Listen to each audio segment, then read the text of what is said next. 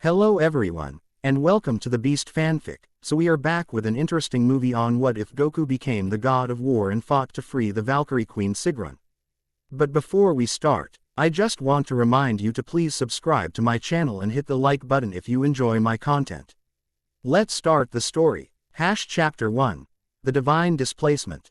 The world tore open like tissue paper, reality splitting across dimensions with a thunderous crack that shook the foundations of Yggdrasil itself. Goku fell through this cosmic wound, his body ailing wisps of golden energy as he plummeted through layers of existence unfamiliar to him. The final battle with the dimensional entity had gone horribly wrong, not in defeat, but in victory so complete. It had ruptured the walls between universes. His consciousness flickered as he tumbled through the void, fragments of memories flashing before him. Chi-Chi's face as he'd promised to return soon, Gohan and Goten waving goodbye. Vegeta's knowing smirk as they'd prepared for what should have been a straightforward confrontation. Now, those connections stretched thinner with each passing second, cosmic strings unraveling across an impossible distance. The impact when it came was catastrophic. Goku crashed through a golden dome, his body carving a trench half a mile long through what appeared to be an endless field of swaying wheat. Strange constellations wheeled overhead, patterns he'd never seen in Earth's night sky. As he struggled to his feet, every muscle screaming in protest. "That's gonna leave a mark," he muttered, brushing shards of iridescent material from his torn GI. The familiar orange fabric hung in tatters, revealing the countless wounds beneath. Goku pressed his palm against his ribs, feeling the strange energy flowing through him, not quite ki, but something older, wilder, more primal. A sharp gust of wind carried unfamiliar scents, metal and honey, blood and mead. The meadow around him shimmered with an unnatural light, stalks of wheat standing unnaturally straight despite the crater his arrival had carved. In the distance, a massive structure loomed, a golden hull that seemed to touch the stars themselves, its architecture unlike anything he had ever seen. Goku concentrated, attempting to sense the energy signatures around him. The technique that had ved him for decades felt suddenly clumsy, like trying to grasp water with fingers made of smoke. The energy here moved differently, responded to different calls. Instead of the familiar flow of ki, he sensed something else, threads of fate and power woven into the very fabric of this realm. "Well, that's different," he said, wincing as he tried to gather his bearings. "Definitely not Earth, and not any planet I've visited before." A sharp pain lanced through his head, bringing him to one knee. Images flooded his mind. Battlefields stretching across millennia, warriors falling beneath sword and axe. Spear and shield clashing in eternal combat. Glory and death, honor and sacrifice, the concepts bombarded him, seeking purchase in his consciousness.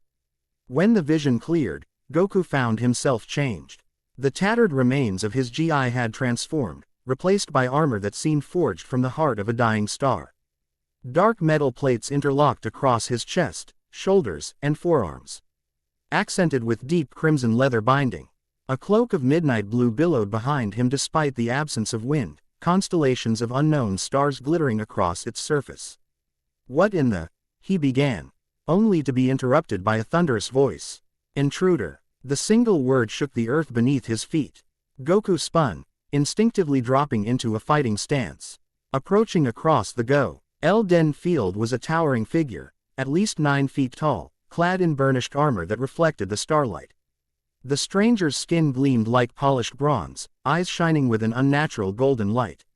In one hand, he carried a massive sword, in the other, a horn that curved like the crescent moon. "Identify yourself, Realm Breaker," the giant demanded, his voice slightly less earth-shattering but no less commanding. Few survive crossing Bifrost uninvited. Fewer still crash through the dome of Himmelbjorg. Goku straightened, sensing no immediate malice from the imposing figure despite the obvious threat. "I'm Son Goku," he replied, then added as an afterthought, or Kakarot, depending on who you ask. "Sorry about your dome, I wasn't exactly planning on landing here." The giant's golden eyes narrowed, studying Goku with an intensity that seemed to peer into his very soul. "Impossible," he murmured after a long moment. "Yet I see the truth of it written upon you like flames." He lowered his sword, though his posture remained vigilant. "I am Heimdall, Watcher of worlds, guardian of the Bifrost. And you, stranger, have arrived at a most precarious moment. Heimdall's gaze fixed on the armor now adorning Goku's form. The mantle has chosen, he said, his tone a mixture of awe and concern. After centuries of absence, Asgard once again has a god of war. A god of what now? Goku looked down at himself in confusion. Listen, there must be some mistake. I'm just a Saiyan from Earth. I was fighting this dimensional entity, and then... There are no mistakes in the weaving of the Norns, Heimdall interrupted.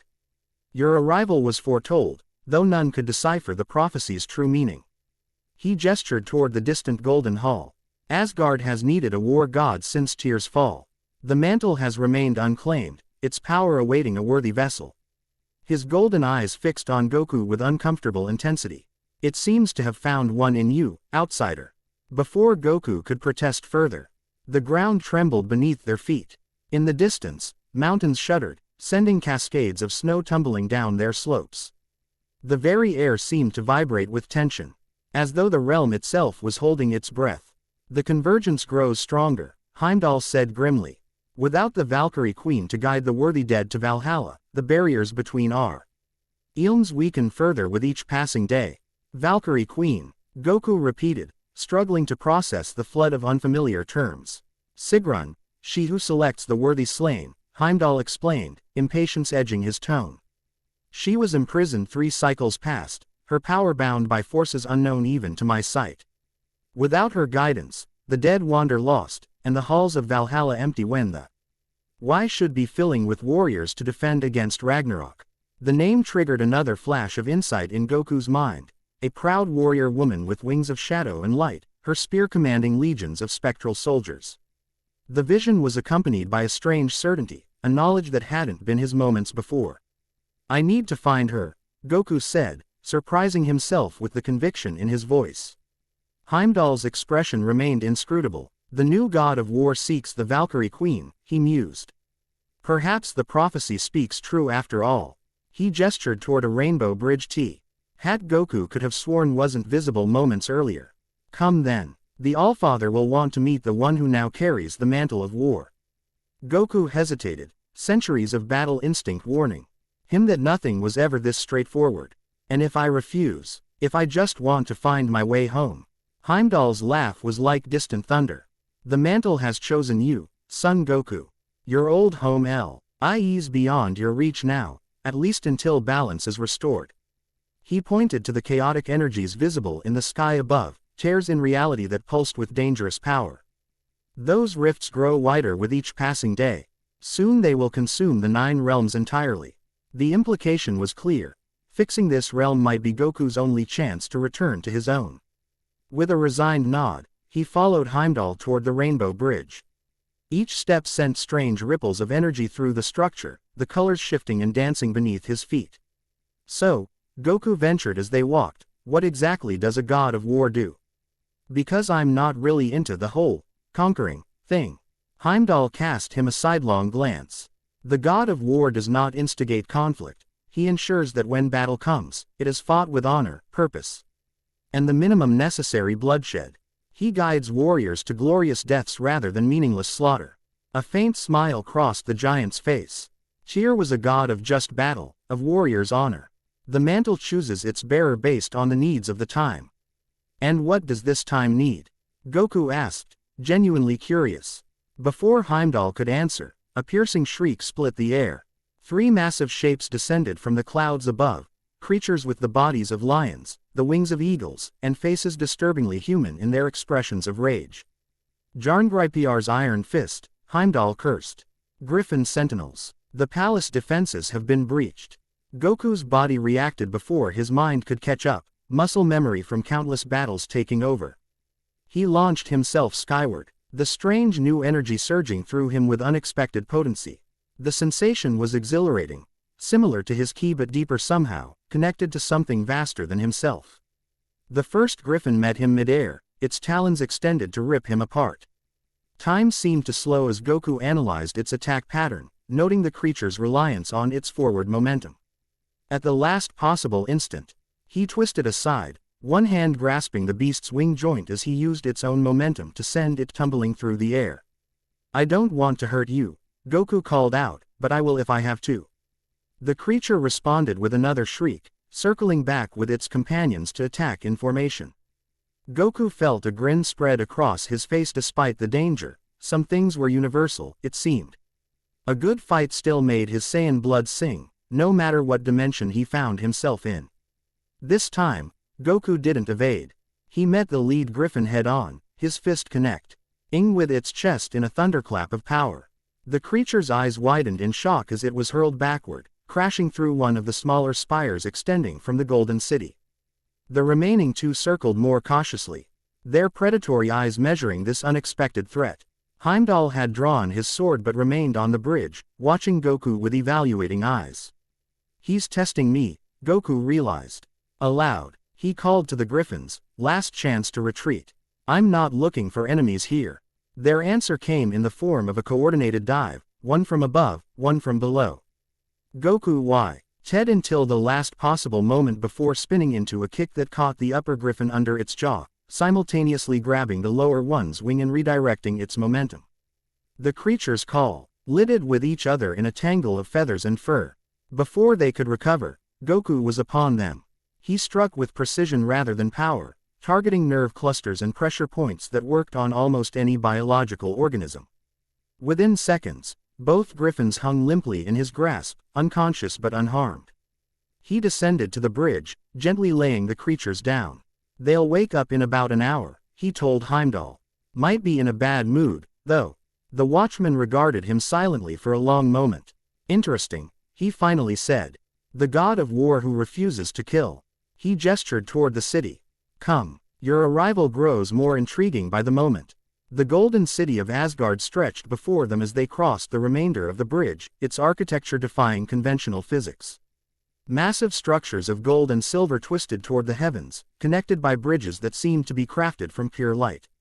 Waterfalls flowed upward in defiance of gravity. Wild gardens bloomed with plants unlike any Goku had ever seen, their blossoms pulsing with inner luminescence. Yet beneath the splendor, Goku sensed a wrongness, a disharmony in the realm's energy.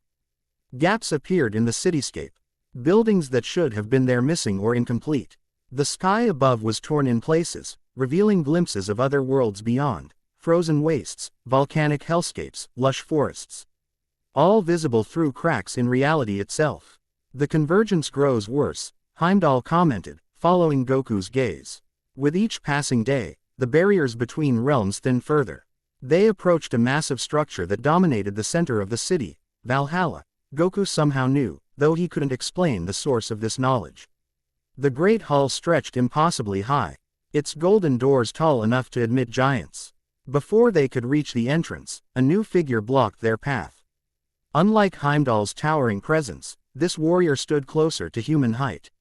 Though still impressively tall, armor of midnight blue covered her form, accented with silver that caught the strange light. Most striking were the wings that extended from her back, not physical wings, but constructs of shadow and starlight that flickered with barely contained power. Her face might have been beautiful in other circumstances, but current circumstances had carved it into a mask of fury. Platinum blonde hair was pulled back in a severe braid, highlighting sharp cheekbones and eyes that burned with the cold fire of distant stars. "Heimdall," she said, her voice sharp as a blade, "explain why you bring a stranger to Valhalla's gates when our defenses lie in ruins." "Wrist," Heimdall acknowledged with a respectful nod. "I don't care who he is," she cut him off. "The eastern defenses have fallen. Frost giants breached the outer wards, and the Einherjar are stretched too thin to contain them." Her gaze raked over Goku with undisguised suspicion. "Onyo, their mouth to feed when we can barely protect those already within our walls." Goku stepped forward, meeting her hostile gaze directly. "I'm Son Goku. Heimdall says I'm your new god of war, though I'm still figuring out what that means." He offered a small, apologetic smile. "And I'm pretty good at handling giants, if that helps." Wrist's eyes widened fractionally before narrowing again. "The mantle has chosen you." Disbelief colored every syllable. Tyr's legacy falls to an outsider who grins like a fool at the gates of battle. "The mantle has chosen," Heimdall confirmed. I witnessed its manifestation myself. Rist's jaw tightened. The Valkyrie have no time for cosmic jokes, Watcher. My sister remains imprisoned while her duties go unfulfilled. She turned away, the starlight wings flaring with her agitation. If he truly bears the war god's mantle, let him prove his worth. Frost giants approach from the east. The Einherjar can't hold them back much longer. Without waiting for a response, she launched herself skyward, wings carrying her toward the sounds of battle now audible in the distance. Goku looked at Heimdall. She seems intense. Rist is first among the Valkyries in Sigrun's absence. Heimdall explained. The burden of leadership weighs heavily upon one whose sister's fate remains unknown. Sigrun is her sister. All Valkyries are sisters of spirit, if not blood, Heimdall said. But yes, they shared a mother in the distant past. He pointed toward the battle. If you truly wish to gain their trust, helping defend Asgard would be a start. Goku nodded, already analyzing the distant conflict with experienced eyes. Got it. Frost giants, Eastern Wall, don't kill anyone unless absolutely necessary. He cracked his knuckles, a familiar pre-battle ritual that felt comforting amidst all the strangeness. Should be fun. Before Heimdall could respond, Goku had launched himself skyward, the strange new energy propelling him faster than he'd anticipated. The sensation was exhilarating. Not quite flying as he was accustomed to, but something more akin to riding currents of fate itself, destiny bending around him as he soared toward the battle. The eastern edge of Asgard came into view quickly, the golden structures giving way to a massive wall that shimmered with protective enchantments. Or rather, WHT remained of those enchantments. Large sections had shattered like broken glass, leaving gaps through which massive blue-skinned figures were now climbing. Frost giants. The name had conjured images of oversized humans, but these creatures were something else entirely. Ranging from 15 to 20 feet tall, their skin was the deep blue of glacial ice, marked with raised patterns that glowed with cold light. Crude weapons of ice, and stone were clutched in massive hands, while breath misted in the air around them despite the relative warmth of Asgard. Defending the breach were perhaps 40 warriors, the Einherjar, Goku presumed. Though they fought with incredible skill, they were clearly outnumbered by the giants, who continued to pour through the broken sections of wall. Rist dove into battle ahead of him, her spear materializing in her hand as she descended. The weapon struck with devastating precision, piercing a frost giant's shoulder and pinning it to the ground. Unlike Goku, she showed no hesitation in delivering killing blows. Her expression grimly satisfied as another opponent fell.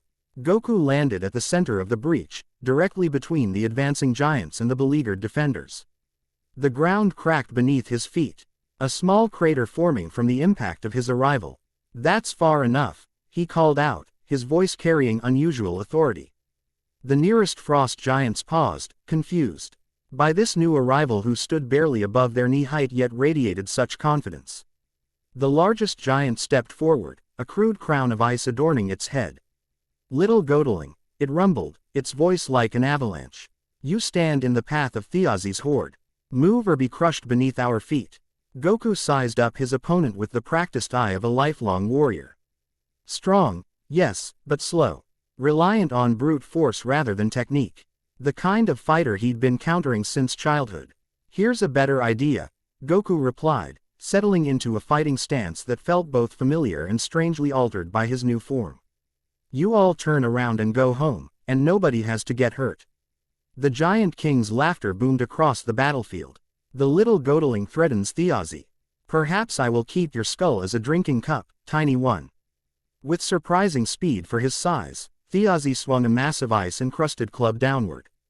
The weapon moved fast enough to be a blur to normal eyes. Its impact enough to shatter stone. Goku didn't move until the last possible instant. Then, with a slight shift of his weight, he redirected the club's momentum with one outstretched hand. E-Giant's own strength worked against him as the weapon crashed into the ground beside Goku, the impact sending shockwaves through the earth. Before Thiazi could recover his balance, Goku was moving. He launched himself upward, his fist connecting with the giant's jaw in a thunderclap of force. The king of frost giants staggered backward, eyes wide with shock as ichor trickled from his split lip. That was a warning, Goku said calmly, hovering at eye level with the now stunned giant. The next one won't be so gentle. Anger replaced shock on Thiazi's face. Kill him, he roared, and the giants surged forward as one. Goku's expression shifted from stern to something approaching delight. This, at least, was familiar territory. No matter what strange realm he found himself in, the language of battle remained universal. He moved through the giants like water through cracks, his body flowing around their attacks with practiced ease. Each movement was economical, each strike precisely targeted. A palm thrust to a giant's solar plexus sent it crashing into two of its companions. A sweeping kick took another's legs from under it. A well-placed finger jab to a nerve cluster temporarily paralyzed a third.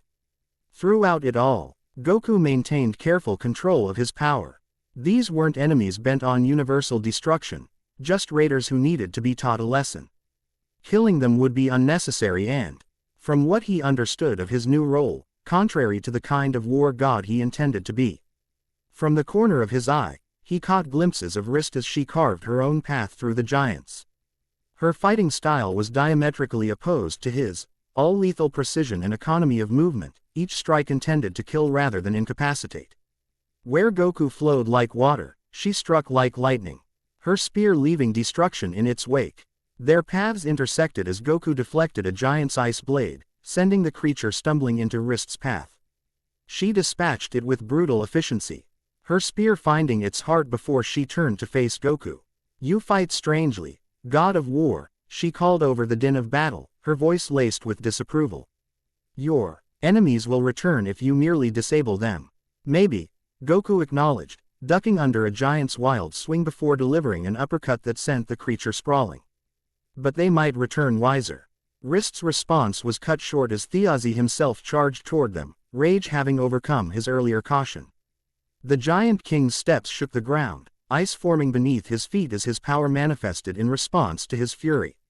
"Together," Goku suggested, glancing at Wrist. The Valkyrie's expression remained cold, but she gave a curt nod. Together, they moved in perfect synchrony. City despite never having fought as partners before. Wrist launched herself high, drawing Thiazi's attention upward as her spear slashed across his face, opening a shallow cut that nonetheless sent the giant reeling in pain. In the same instant, Goku attacked low, targeting the back of Thiazi's knee with a precisely calculated strike. The joint buckled, sending the giant king crashing to one knee. Before he could recover, Goku leapt upward, meeting Wrist in midair as they delivered simultaneous strikes to Thiazi's temples, Goku with his fist, Wrist with the butt of her spear. The giant king's eyes rolled back, and he toppled like a felled tree, unconscious before he hit the ground. The effect on the remaining frost giants was immediate. Seeing their king defeated, they began a disorganized retreat, carrying their wounded and casting fearful glances back at the strange pair who had so easily bested their leader. Goku landed lightly beside the fallen giant king, checking to ensure he was merely unconscious rather than seriously injured. Satisfied, he straightened to find Wrist regarding him with an unreadable expression. "You could have killed him," she said finally. "Why didn't you?" "Killing should be the last resort, not the first," Goku replied simply. "He'll remember this defeat longer than he would remember death." Wrist's eyes narrowed. Mercy can be mistaken for weakness. Only by those who don't understand true strength. Goku met her gaze steadily. "I've been fighting battles across multiple universes for longer than you'd believe. Trust me, there's value in knowing when not to kill." Before she could respond, the surviving Einherjar approached, forming a respectful circle around them. One warrior stepped forward, a woman with intricate scars covering half her face. Her armor bearing the marks of countless battles. "The wall stands because of you," she said, inclining her head toward both Goku and Wrist. "The Einherjar thank you, God of War, First Valkyrie." Wrist acknowledged the thanks with a curt nod. "Return to your posts, Shield Master Herja. Strengthen the eastern defenses. The giants may return with greater numbers." As the warriors dispersed to follow her orders, Wrist turned back to Goku. The hostility in her expression had diminished somewhat, replaced by reluctant curiosity. "You fight like no war god I've ever encountered," she said. "Cheer was all righteous fury and honorable combat. She struggled to find the words. "You fight almost playfully, yet with precision that borders on the ridiculous." Goku scratched the back of his head. a habitual gesture that felt oddly incongruous with his divine armor. Where I come studies fighting as a way of life, not just for war. Martial artist. Wrist repeated the unfamiliar term, testing it on her tongue. Your realm must be strange indeed to produce warriors of your caliber yet maintain such restraint. Before Goku could explain further, the air shimmered beside them, and a new figure materialized. Unlike Wrist's battle-ready appearance, this woman wore flowing robes of green and gold, her auburn hair falling in elaborate braids interwoven with flowers and small gemstones. Power radiated from her in waves, though of a different quality than the martial energy surrounding Wrist. The new god of war proves himself already, the newcomer said, her voice melodious yet carrying undertones of authority. How fascinating. Wrist stiffened visibly. Lady Freya. The veneer grace us with their presence at last. The subtle emphasis on, at last, wasn't lost on Goku, who sensed the immediate tension between the two women. Freya smiled, the expression not quite reaching her eyes. The Bifrost's energies sang with his arrival, Valkyrie. Even in Vanaheim, we felt the mantle's choosing. Her gaze shifted to Goku, assessing him with open interest. Though none expected such an unconventional selection. Unconventional seems to be the word of the day. Goku replied with a good-natured shrug. I'm Son Goku, though I guess around here I'm also the god of war. Indeed you are, Freya agreed, moving closer with fluid grace. She circled him slowly, her gaze taking in every detail of his appearance. The mantle has not merely chosen you, it has transformed itself to match your nature. Fascinating. Wrist made a sound suspiciously close to a snort. If you've finished examining him like a prize stallion, Lady Freya, perhaps we might return to the pressing matter of Asgard's defenses. Freya's smile tightened imperceptibly, always so focused on the immediate battle, Wrist. It's why the Valkyrie remain tools rather than strategists. She turned back to Goku. The new god of war should be properly introduced to the Allfather and the court. Politics may seem beneath a warrior's concern, but in the 9 realms, they are as deadly as any battlefield.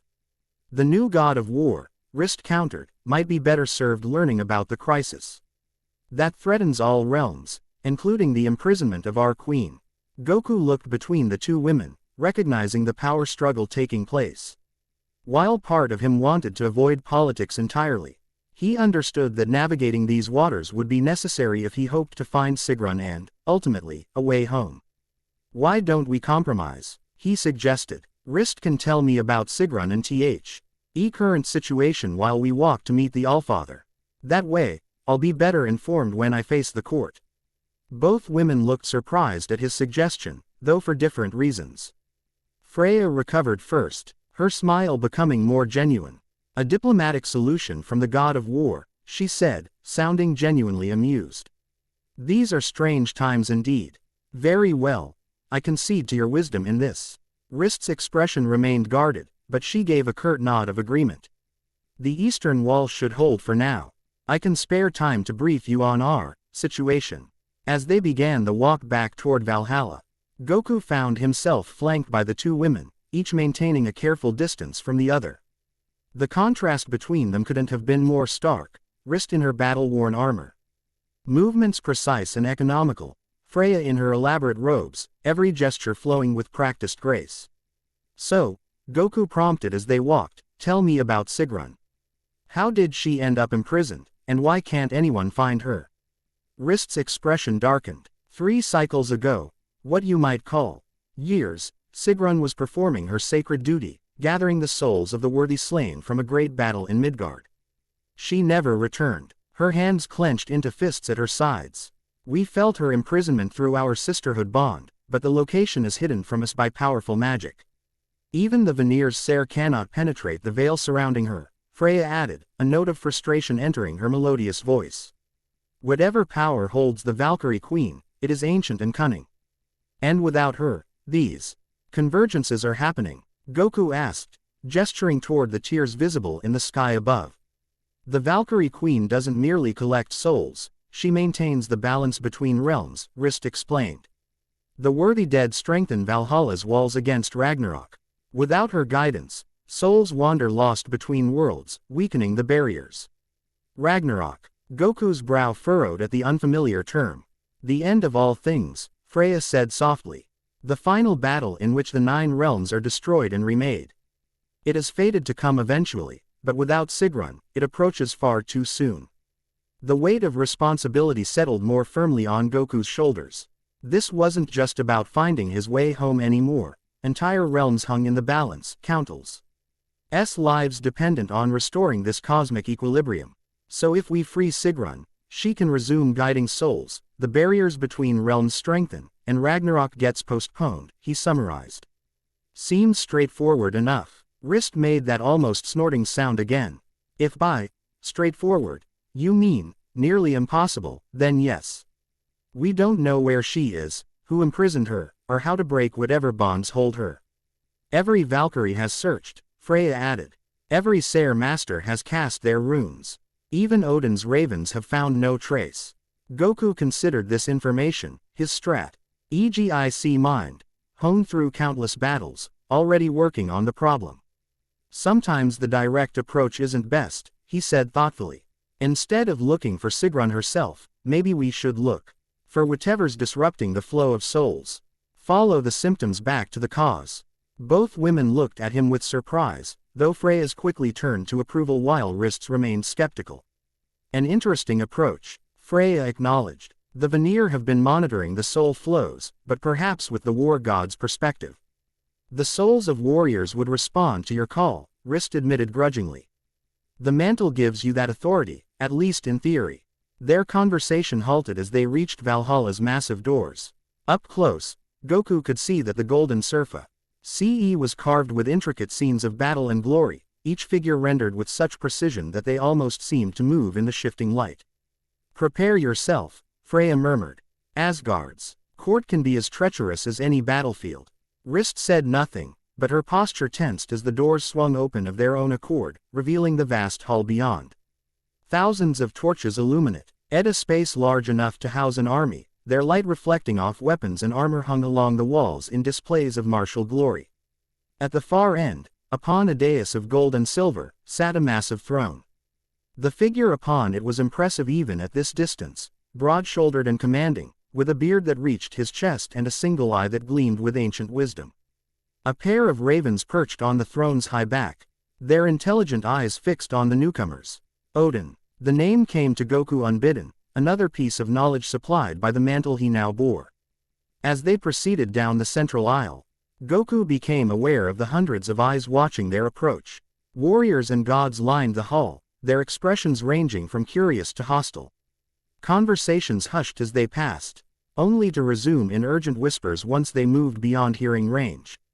They're not sure what to make of me, Goku observed quietly. They fear change, Freya replied in equally soft tones. The war god's mantle has been unclaimed for so long that many had forgotten its importance. Your arrival disrupts the power balance they've grown accustomed to. Good, Wrist said with unexpected vehemence. Complacency has weakened Asgard. Perhaps a disruption is exactly what we need. They reached the foot of the dais, where protocol demanded they wait to be acknowledged. Goku stood between his companions, acutely aware of the scrutiny directed his way. The armor felt suddenly heavier, the responsibility it represented more tangible in the presence of these ancient powers. Odin rose from his throne, his single eye fixing on Goku with an intensity that seemed to peer into his very soul. When he spoke, his voice filled the hall without seeming to rise above conversational volume. The mantle of war returns to Asgard, he declared, borne by a stranger from beyond the 9 realms. He descended the steps of the dais with deliberate slowness, stopping just before Goku. Tell me, new god of war, what do you know of duty? The question hung in the air, weighted with significance beyond its simple phrasing. Goku understood instinctively that his answer would define how the court perceived him in the crucial days ahead. He met Odin's gaze steadily. I know that true duty isn't about titles or expectations, he answered honestly. It's about protecting those who can't protect themselves. It's about using strength to lift others up, not hold them down. He gestured toward the tears visible in the sky through Valhalla's open roof. And right now, it's about finding Sigrún and stopping whatever's tearing your realms apart. A murmur rippled through the assembled gods and warriors.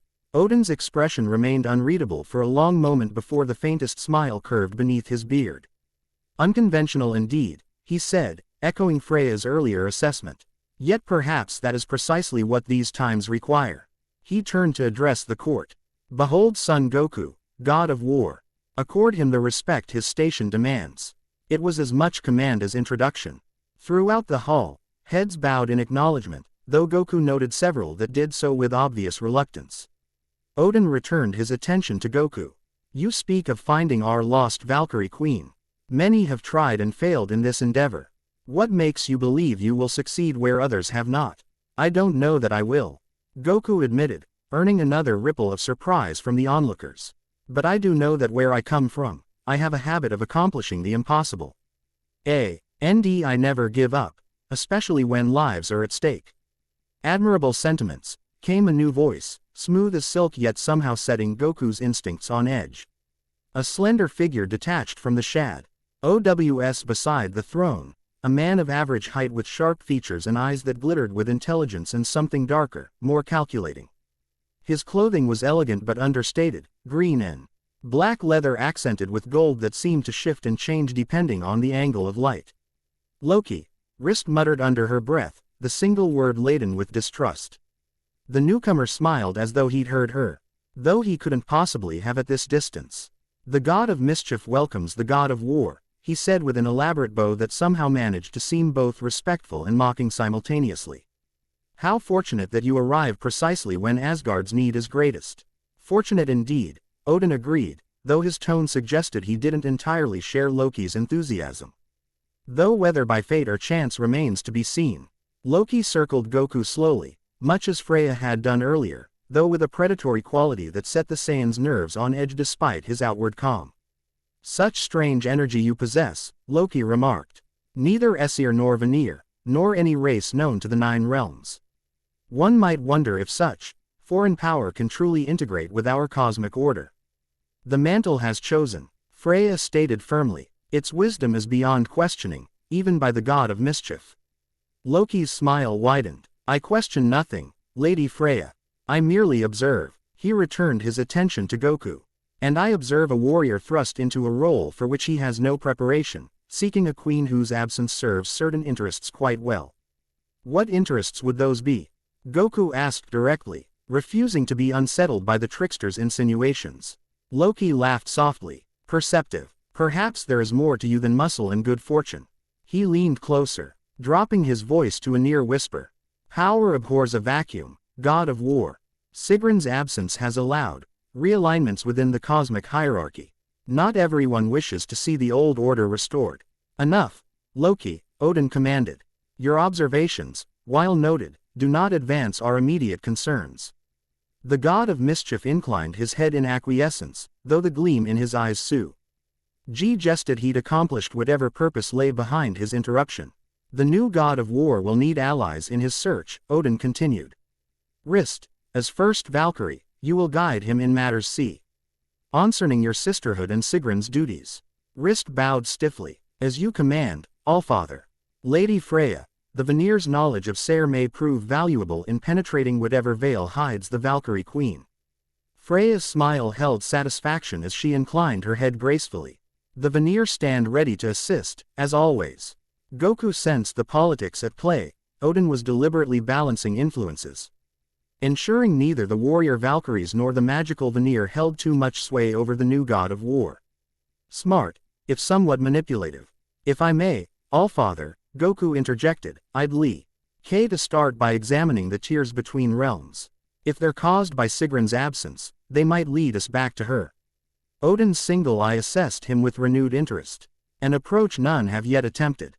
He nodded slowly. You have my permission to travel the 9 realms as your search requires. Heimdall will grant you passage through the Bifrost.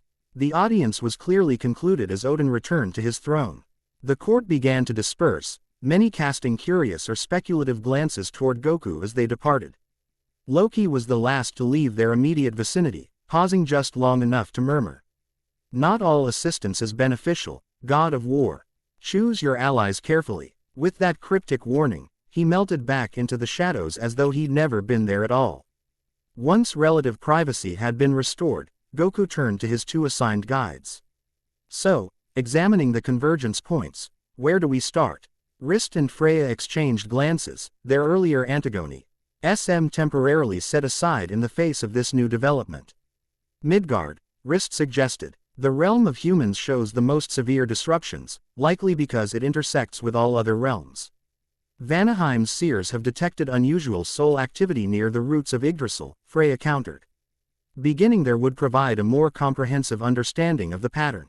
Goku considered both suggestions. Let's compromise again. We'll start at one of the convergence points in Midgard, then follow the pattern to Yggdrasil's roots. That way we see both the symptoms and the underlying structure. Both women appeared surprised by his decisive leadership, though neither objected to the plan. We should depart at dawn, Rist said. The convergence points are most active during daylight hours.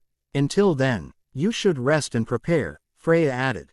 The journey between realms can be disorienting for those unaccustomed to it. Goku nodded, though rest was far from his mind. There was too much to learn. Too many pieces of this cosmic puzzle missing from his understanding. Is there somewhere I can learn more about Sigrún? The more I know about her, the better chance I have of finding her. The Hall of Records contains the histories of all Valkyries, Rist replied. I can show you there. And I can provide texts on the metaphysical connections between realms, Freya offered, not to be outdone. Understanding the nature of the convergence will be crucial to your search. Perfect, Goku said with genuine enthusiasm. Let's start with the Hall of Records, then move on to the convergence texts. He glanced between them with a disarming smile. I'm a faster learner than I look.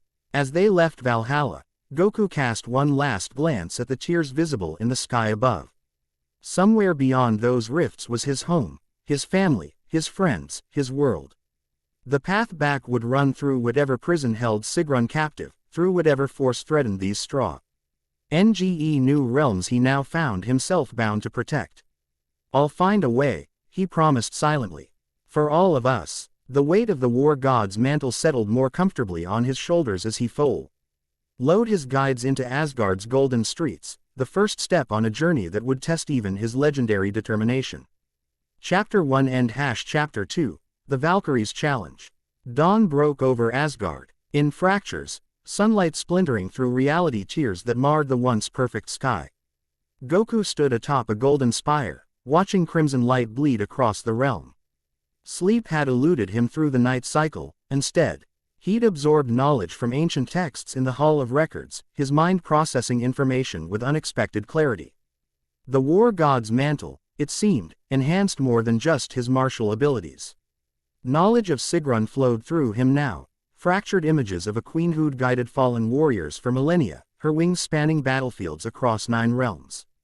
Yet for all he'd learned, the mystery of her imprisonment remained impenetrable, a void at the center of his understanding. Preparing to flee already, Rist's voice cut through his contemplation. The Valkyrie stood on the air beside the spire, her starlight wings barely moving as they held her aloft. In the dawn light, her armor absorbed the crimson glow, transforming from midnight blue to something resembling dried blood. Just getting a better view, Goku replied, gesturing toward the horizon where the most severe tears were visible. These rifts follow patterns. They're not random. Serp. Rise flickered across Rist's face before her expression hardened again. You spent the night studying. I don't need much sleep, he explained with a shrug. Never have. Comes in handy during tournaments. Tournaments, she repeated, the concept seemingly foreign to her. You speak of war as though it were a game. Where I come from, the strongest fighters test themselves against each other in structured competition. Goku explained. It's how we improve without unnecessary bloodshed. Rist's laugh held no humor. Bloodshed is never unnecessary in true battle, god of war. The blood of warriors feeds Yggdrasil's roots, strengthens the barriers between realms. Her eyes narrowed. Or did your night of study fail to teach you this fundamental truth? Rather than taking offense, Goku studied her with genuine curiosity. You really believe that killing makes the universe stronger? Not killing, she corrected sharply. Glorious death in battle. There is a difference that perhaps your realm doesn't comprehend. Before Goku could respond, a golden light erupted from the Bifrost Bridge, its rainbow structure pulsing with power. Our transport to Vanaheim, Rist stated. Heimdall grows impatient. We should not keep the Watcher waiting. She didn't wait for his response, diving from the spire in a graceful arc toward the bridge below. Goku followed, the strange new energy of the war god's mantle allowing him to descend at a controlled pace without flying as he normally would. The sensation remained disconcerting, like riding currents of fate rather than manipulating his own ki. Heimdall awaited them at the Bifrost's entry point, his golden armor gleaming in the fractured dawn light. Beside him stood Freya, her appearance transformed from the previous day. Gone were the elaborate court robes, replaced by practical leather armor in shades of green and gold. Her auburn hair was bound in a single thick braid, though still interwoven with small flowers that aimed to bloom despite being cut from their stems. The god of war honors us with punctuality, Heimdall noted, his tone neutral but his golden eyes assessing. The god of war honors nothing, Rist muttered. He merely follows the winds of his curiosity. Freya's lips curved in subtle amusement. Perhaps curiosity serves better than rigid tradition in this instance. Her gaze shifted to Goku, appraising his appearance. You've changed your armor. Goku glanced down, surprised to find she was right. The midnight blue and crimson of yesterday had shifted, the metal now bearing intricate patterns that resembled the convergence rifts he'd been studying. I didn't do this consciously, he admitted. The mantle adapts to its bearer's focus, Freya explained. Your concentration on the convergence has influenced its manifestation. She reached out, fingers hovering just above his vambrace where the most complex pattern spiraled. Fascinating. The mantle hasn't behaved this way since it first chose Tyr, eons ago. Rist made a sound suspiciously like teeth grinding. If we've finished admiring his magical wardrobe, perhaps we might proceed with our actual purpose. Heimdall responded by plunging his massive sword into the mechanism at the center of the Bifrost. Energy surged through the rainbow bridge, coalescing at its terminus into a swirling vortex of light and color. Vanaheim awaits, the Watcher intoned. Once there, you will be beyond my sight until your return. The convergence has complicated my vision. We'll be fine, Goku assured him with characteristic confidence. I've traveled between dimensions before. Not like this, Heimdall warned. The paths between realms are treacherous even in stable times. With the convergence accelerating, he left the implication hanging ominously. Goku nodded, taking the warning seriously despite his outward optimism. We'll be careful. Speak for yourself, Rist muttered, striding toward the vortex without hesitation. Valkyries fear no path, treacherous or otherwise. With that declaration, she stepped into the swirling energy and vanished. Freya sighed softly, always so eager to prove her fearlessness. She turned to Goku with a more genuine smile than any she'd offered previously. Shall we follow our impetuous guide, god of war? Together they stepped into the vortex, and reality dissolved around them. Traveling the Bifrost resembled no form of dimensional transit Goku had experienced before. Unlike the clean precision of instant transmission or the mechanical reliability of spacecraft, this journey felt organic. Almost alive, colors streamed past his consciousness while his body seemed simultaneously compressed to infinitesimal size and expanded across vast distances. Through the maelstrom, he somehow maintained awareness of Freya beside him, her presence a steady anchor in the chaos. Unlike him, she moved through the transit with practiced ease, her essence flowing with the currents rather than resisting them. Don't fight it, her voice reached him, though whether through physical sound or direct to his mind, he couldn't determine. The Bifrost responds to intention, not force. Understanding flooded through him. This wasn't about power, it was about harmony.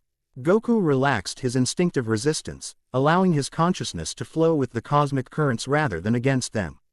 Immediately, the journey smoothed, the chaotic sensations resolving into something more navigable. You learn quickly, Freya observed, approval evident in her tone.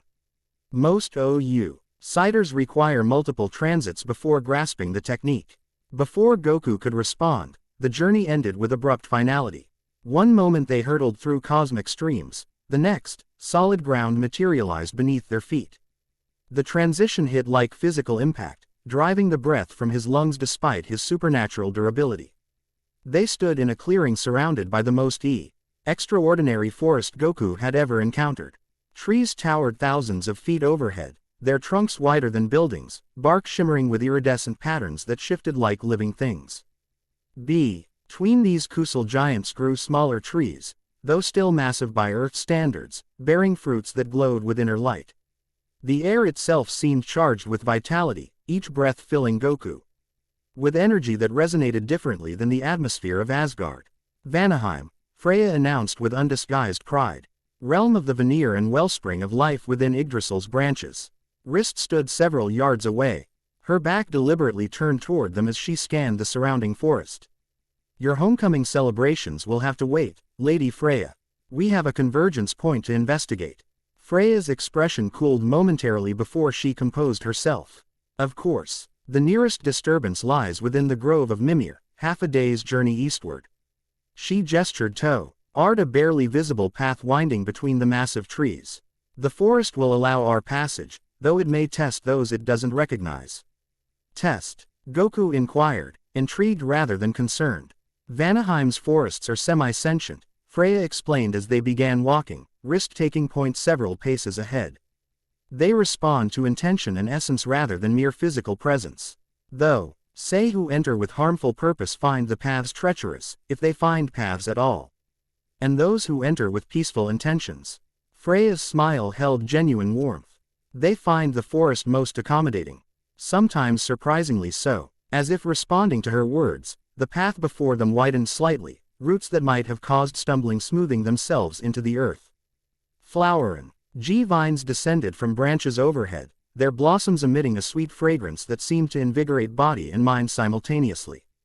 The forest welcomes you, Freya noted with interest. It senses your unusual energy but finds no threat in it. Ahead of them, Rist's path seemed less accommodating. Roots remained exposed, branches hung lower, requiring occasional ducking or deflection. The contrast was subtle but noticeable. The forest responds to her mistrust, Freya observed, following Goku's gaze. Valkyries belong to Asgard's martial tradition. Vanaheim's more nurturing energies find them discordant. And you? Goku asked. You seem comfortable in both realms. I bridge worlds, she replied, a shadow passing briefly across her features. Once queen of the Vanir, then wife to Odin, now something intermediate. She brushed her fingers against a passing trunk, the bark rippling in response like water disturbed by a stone. There are advantages to inhabiting the boundaries between definitions. Something in her tone suggested deeper meaning, but before Goku could pursue it, Rist called from ahead.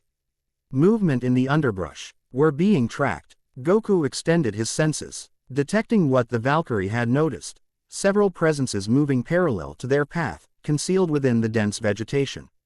Not directly threatening, he assessed. More curious than hostile. The wood sprites. Freya identified them. Forest guardians who report to the Vanir elders. They're assessing our purpose. Let them, Rist replied dismissively. We have no secrets from Vanaheim's wilderness spies. The path continued for several hours, gradually ascending as the terrain shifted from flat forestland to rolling hills. The massive trees grew more widely spaced, allowing glimpses of a sky very different from Asgard's. Here, 3 small suns traced separate paths across a pale green expanse, casting multiple overlapping shadows that shifted in hypnotic patterns. The convergence affects Vanaheim differently, Goku observed, noting the absence of the visible tears that scarred Asgard's sky. Why? Perception versus reality, Freya explained. The rifts exist here as well, but Vanaheim's inherent magic conceals them from casual observation. Look deeper, beyond the physical spectrum. Goku concentrated, allowing his awareness to extend beyond normal sight. Gradually, the illusion of wholeness dissolved, revealing wounds in reality similar to those visible in Asgard, though somehow more fluid. Rather than jagged tears, these resembled slow-motion ripples in water. Distorting rather than rending the fabric of existence. They're trying to heal, he realized aloud. The rifts here are attempting to close themselves. Rist stopped abruptly, turning to face him with undisguised surprise. You can see that. Even Master Sair practitioners require extensive ritual to perceive the self-healing properties of convergence disturbances. The W.A.R. God's mantle grants certain perceptions, Freya interjected smoothly, though her own expression betrayed fascination. Though I confess, even Tyr required specialized enchantments to observe such subtleties. Goku shrugged, uncomfortable with their scrutiny. Where I come from, I learned to sense energy from a young age. This is just A different type of energy.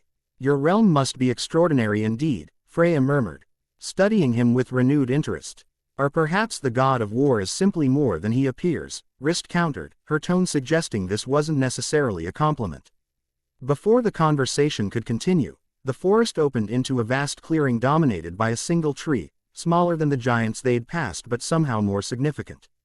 Its trunk twisted in impossible geometries, branches spiraling in patterns that hurt the eyes if observed too directly.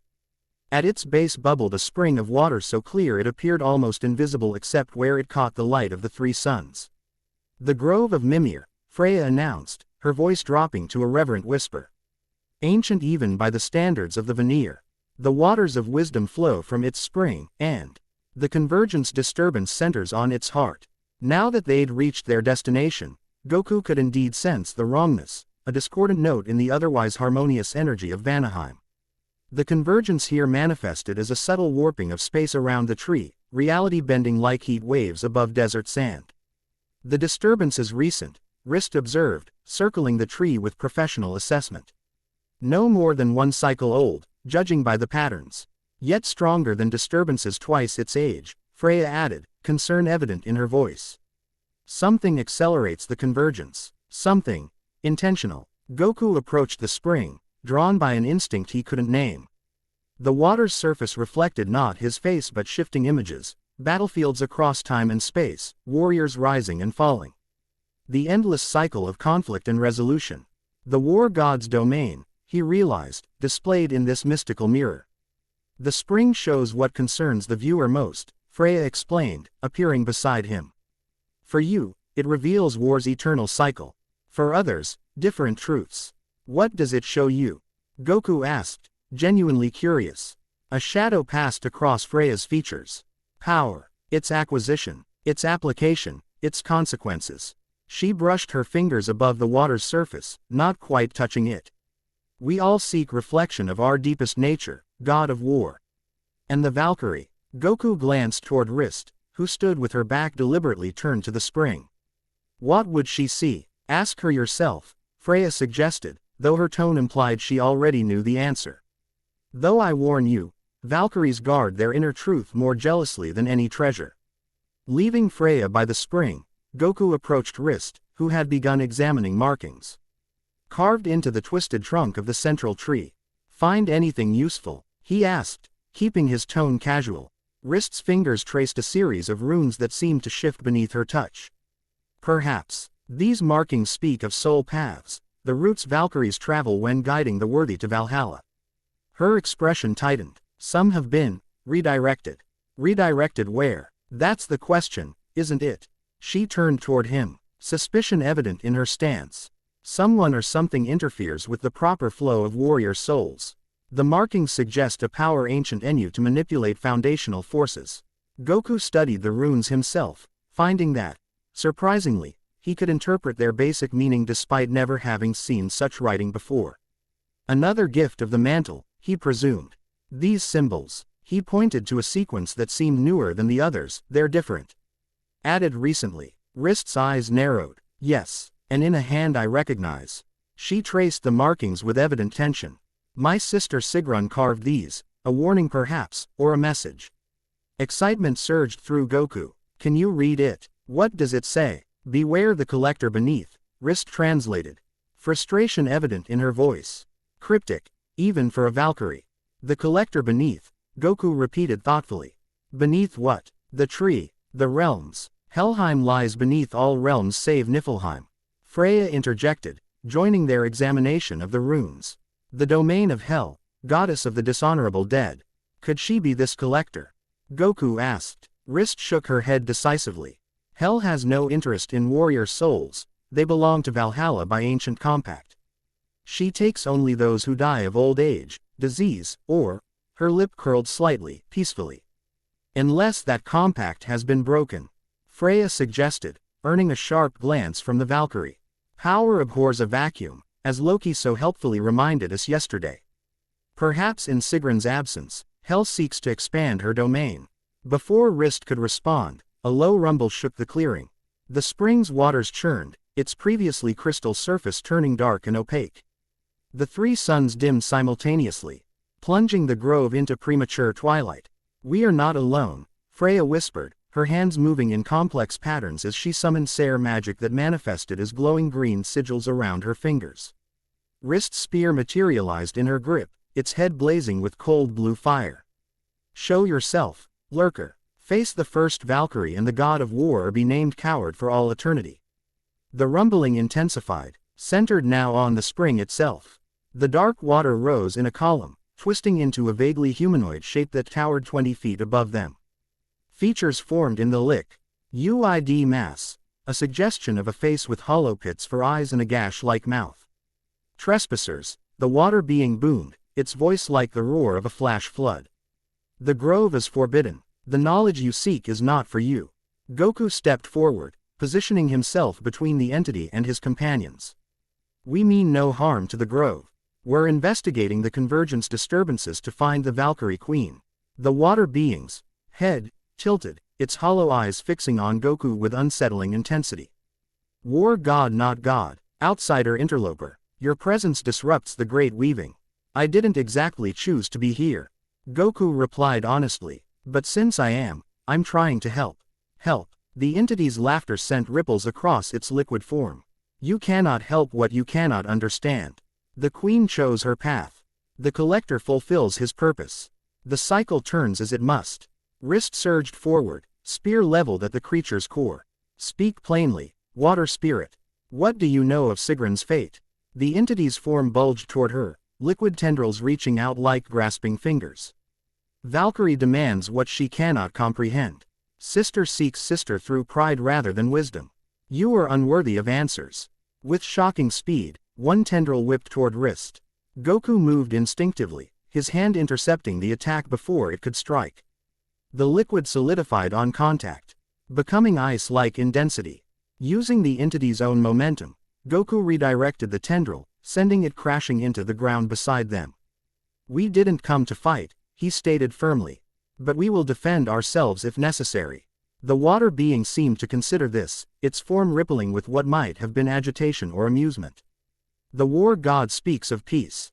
Contradictions within contradictions." It expanded suddenly, spreading outward until it encircled the entire clearing. "If answers you seek, worthiness you must prove. Face the trials of Mimir's Grove, if you dare." The entity collapsed back into the spring with a thunderous splash, leaving momentary silence in its wake. That silence shattered as the earth beneath their feet began to tremble, the twisted Tr's roots erupting from the ground like writhing serpents. "It begins," Freya warned, her Sere magic flaring brighter. "The grove's guardian has awakened. It will test us all." The roots continued their violent emergence, forming a labyrinthine pattern across the clearing. From their broken ends seeped a luminous sap that pooled on the ground, bubbling ominously. Each pool began to take shape, forming into roughly humanoid figures composed of wood and glowing liquid. "Grove Guardians," Freya identified them, backing toward Goku and Wrist to form a defensive triangle. "Physical manifestations of the forest's will. They cannot be reasoned with, only overcome or evaded." Goku assessed the situation with practiced calm. Dozens of the sap creatures now surrounded them, their forms solidifying with each passing second. They ranged from human-sized to massive brutes standing 15 feet tall, their faces featureless save for glowing knots of sap where eyes might be. "We need a plan," he said, maintaining his defensive posture. "Freya, what are their weaknesses?" "They fear neither blade nor fire," she replied, her hands continuing their complex movements as she prepared more elaborate magic. "But they are bound to the grove itself. Drawing them away from the central tree weakens them." "They're semi-sentient," Wrist added grudgingly.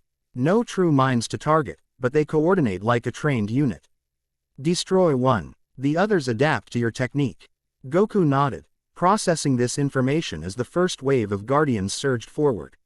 "Then we adapt faster." Wrist, left flank. Freya, hold center and prepare whatever big spell you're working on. I'll clear a path to the far side of the grove. Without waiting for acknowledgement, he launched himself toward the densest concentration of guardians. The creatures moved with surprising speed for their bulk, sap hands extending into blade-like appendages as they attacked. Goku dodged the first swing, noting how the sap hardened momentarily upon striking the ground where he'd stood. Interesting. The substance seemed to shift between liquid and solid states depending on its purpose. He filed this information away as he continued his movement, flowing between attackers without directly engaging. "What are you doing?" Wrist shouted as she impaled a guardian on her spear, only to have the creature split into two small lure entities that immediately resumed attacking. "Fight them properly." "I am," Goku called back, still weaving through the guardians' ranks. Each movement drew more creatures away from the central tree, forming a line of pursuers behind him. Keep them distracted a little longer. Understanding dawned on Freya's face first. He's testing their limits, she realized aloud, her magic manifesting as a barrier that temporarily held back the guardians approaching her position. Clever. Very clever. Goku continued his evasive pattern, allowing a few guardians to get close enough to almost strike, before slipping away at the last second. With each near miss, the creatures became more aggressive, more committed to their attacks, and more distant from their source of power. When the first guardian began to slow, its movements becoming sluggish as distance from the central tree took its toll, Goku knew his theory was correct. He changed tactics immediately, turning to face the line of pursuers that now stretched nearly to the edge of the clearing. "My turn," he said with the faintest smile. What followed wasn't so much combat as calculated dismantling. Goku struck with precision rather than power, targeting the junction points where the guardians' sap connected their wooden components. Each strike was measured, using only the mini-mm force necessary to disrupt the creature's cohesion. The guardians at the furthest edge of the clearing collapsed first, their sap losing luminosity as it reverted to ordinary liquid. Those nearer maintained their form longer but fell in sequence as Goku worked his way back toward his companions. Freya and Wrist, meanwhile, had adapted their own tactics. Rather than attempting to destroy the guardians directly, they now focused on containment, Aya's magic immobilizing creatures long enough for Wrist to herd them farther from the central tree using the flat of her spear blade. By the time Goku rejoined them, more than half the guardian force had been neutralized. The remainder increasingly disorganized as their numbers dwindled. The tree itself, Goku directed, pointing to where the massive twisted trunk continued to produce sap that formed new guardians. "That's the source. We need to address it directly. Attack Mimir's sacred tree." Freya looked genuinely horrified at the suggestion. "That would be sacrilege of the highest order." "Not attack," Goku clarified. "Communicate. This whole trial is about proving worthiness, right?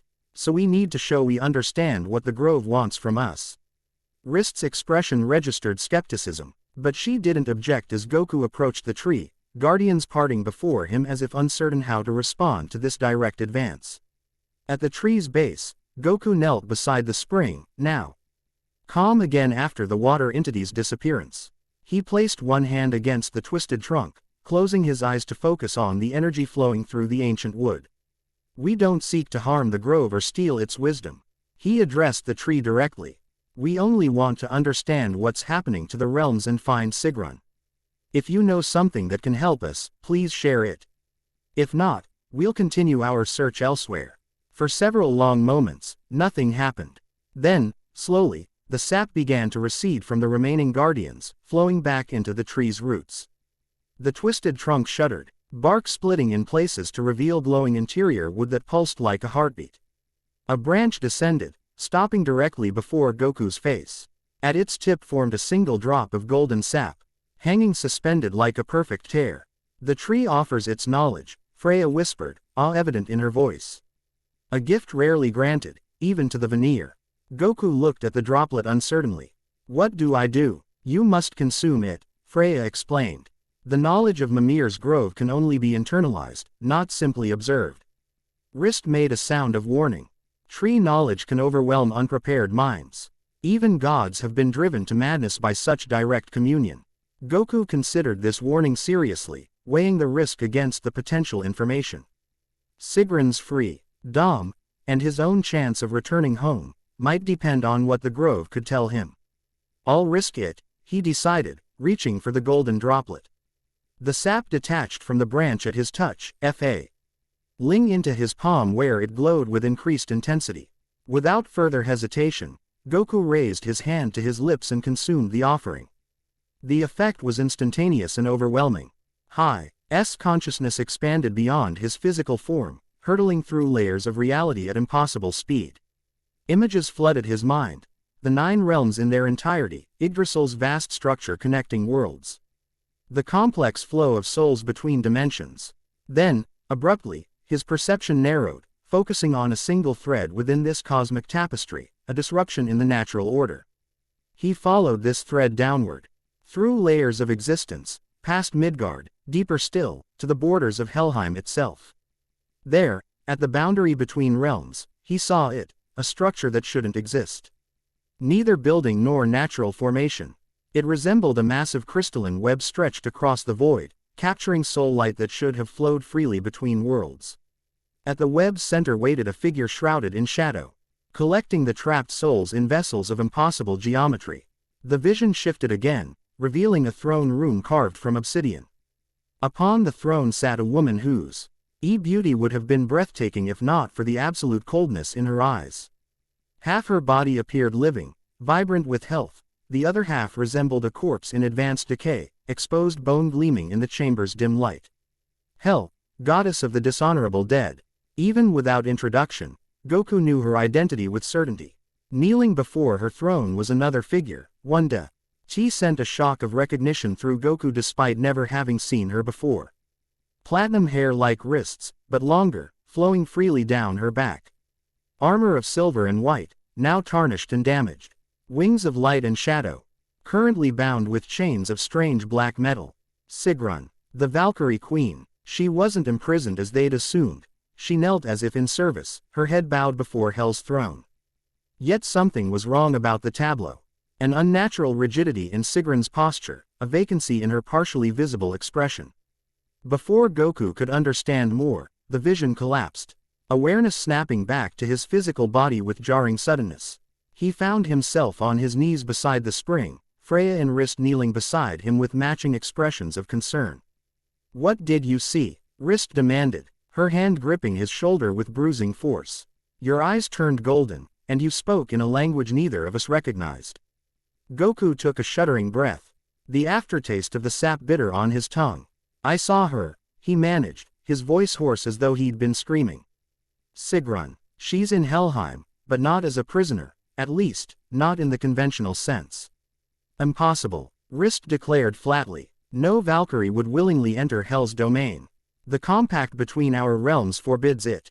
"Yet the Grove's vision doesn't lie," Freya countered, her expression troubled. "If Sigrún kneels before Hel's throne, either the compact is broken or what?" Goku prompted when she trailed off. Freya's eyes met his, deadly serious. "Ursometh, Ing controls the Valkyrie Queen against her will. Something powerful enough to subvert her divine nature." The implications hung heavily in the air between them. Wrist's grip on Goku's shoulder tightened further, then released abruptly as she stood. "We must return to Asgard immediately," she declared. "The Allfather must be informed if Hel has broken the ancient compact." "Wait," Goku said, rising somewhat unsteadily to his feet. "There's more. I saw some kind of structure at the boundary between realms. A web that's capturing souls that should be going to Valhalla. A soul snare," Freya identified it, alarm evident in her voice. "Ancient magic, forbidden since the first war between Aesir and Vanir. Creating one requires immense power and," she hesitated, "sacrifice. This collector beneath." From Sigrún's warning, Goku theorized. Could it be Hel herself? Wrist shook her head, troubled uncertainty replacing her usual certainty. Hel collects only what is rightfully hers. To violate the compact would risk Odin's wrath and potentially trigger premature Ragnarok. Even she wouldn't take such a risk without profound cause. "Unless she believes she can win," Freya suggested quietly. "The convergence weakens Asgard's defenses daily. Perhaps she sees opportunity in chaos." The tree shuddered again, its branches swaying despite the absence of wind. The spring at its base bubbled vigorously, the water rising once more, though not into the threatening entity from before. Instead, it formed a simple archway, through which a forest path was visible. "The grove offers a direct path," Freya interpreted, surprise evident in her voice. "We have proven worthy of its assistance." "A path to where?" Goku asked, still processing the implications of his vision. To the boundaries of Helheim. Wrist replied grimly. Where else? The grove grants what we need, not what we wish for. Freya studied the watery archway with professional assessment. This isn't a physical path but a metaphysical one, a shortcut through Yggdrasil's branches rather than its established roots. Dangerous, but direct. Direct to the collector's web. Goku clarified. Presumably, Freya confirmed. Though I cannot guarantee what awaits on the other side. Wrist's expression had hardened into resolute determination. If my sister kneels before hell, willingly or otherwise, I must know why. She turned to Goku, a challenge in her gaze. Will the god of war face the realm of dishonorable dead, where glory holds no sway and battle has no meaning? The question was clearly meant to test him, but Goku merely smiled. I've fought in plenty of places where conventional rules don't apply. One more unusual battlefield doesn't scare me. Something like approval flickered in Wrist's eye before she masked it with her usual severity. Then we proceed, though I maintain we should inform the Allfather first. The path may not remain open if we delay, Freya pointed out pragmatically. And time flows differently between realms. What seems a brief return to Asgard could cost us days or weeks in our pursuit. Goku stepped toward the watery archway, decision made. I said I'd help find Sigrún, and this is our best lead. I'm going through. He paused, looking back at his companions. But I won't ask either of you to come if you think it's too risky. Wrist's laugh held genuine amusement for the first time. The god of war offers a Valkyrie the chance to avoid risk. You understand us even less than I thought. She moved to stand beside him at the threshold. I go where duty demands, regardless of danger. Freya joined them, her expression composed though tension showed in the set of her shoulders. The Vanir have as much stake in restoring balance as any realm. I would be remiss in my responsibilities to turn back now. Together, the three stepped through the watery archway. The sensation was entirely different from the Bifrost. Instead of chaotic energy, this transit ion felt like sinking through layers of cold, viscous liquid. Pressure built around them, sound muffling to absolute silence. Then, with disconcerting abruptness, they emerged onto solid ground once more. The landscape that greeted them bore no resemblance to Vanaheim's vibrant forest. Barren rock stretched in all directions, broken occasionally by stunted, leafless trees whose trunks appeared carved from bone rather than wood. The sky, if it could be called that, was not open air but a vast cavern ceiling, glowing with faint phosphorescence that cast everything in sickly blue-green light. The borderlands. Wrist identified their location, her voice hushed. Neither Helheim proper nor any living realm, but the in-between space where lost souls wander. Those who belong nowhere else, Freya added. Her usual composure strained as she surveyed their surroundings. Not glorious enough for Valhalla, not peaceful enough for Folkvanger, not wicked enough for Hell's deepest pits. Goku extended his senses, finding the energy here profoundly different from either Earth or Asgard. Where those realms pulsed with life and possibility, this place felt stagnant, time itself seemed reluctant to flow normally, giving each movement a slightly delayed quality. There, he said after a moment, pointing toward the horizon where a faint distortion was visible in the cavern's gloom. That has the same energy signature as the convergence tears, but concentrated. Wrist nodded grimly. The soul snare from your vision. We should approach with caution. Such constructs typically have defenses against interference. More than defenses, Freya warned, her hands moving in subtle patterns as she cast some form of detection spell. I sense guardians, hundreds of them, patrolling the structure's perimeter. What kind of guardians? Goku asked, already analyzing potential tactical approaches. The dead, Wrist answered before Freya could, her expression grim. Souls bound to the collector's service. Neither alive nor truly departed, existing in tormented twilight. Can they be reasoned with? Goku's preference for non-lethal resolution remained strong, especially when dealing with beings who had already suffered death once. Wrist's expression suggested she found the question naive. The bound dead have no will of their own. They obey their master without question or hesitation. Then we need a way past them that doesn't involve fighting an army of souls, Goku concluded. Any suggestions? Freya's spell casting had intensified, green energy flowing between her fingertips as She manipulated forces invisible to normal perception. Perhaps a concealment weave, she suggested.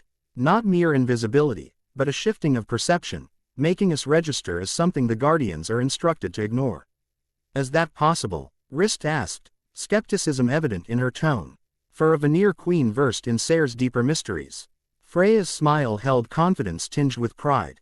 Certainly, though maintaining such a weave for 3 simultaneously will be challenging. How long would it last? Goku inquired, mentally calculating distances. Long enough to reach the structure, Freya estimated. But likely not for extended exploration once inside. The spell requires constant adjustment to match the observer's expectations. Rist considered this information with tactical assessment. A direct approach then. Reach the structure, locate the controller, discover Sigrún's situation, withdraw with information if retrieval proves impossible. Agreed, Goku nodded. Straightforward reconnaissance mission. We're not here to confront Hell or whoever's operating this soul snare, not yet, anyway. We need information first. A surprisingly prudent approach from the god of war. Freya noted with the faintest smile. Tyr would have advocated immediate righteous confrontation. Where I come from, rushing in without understanding the situation usually makes things worse, Goku replied.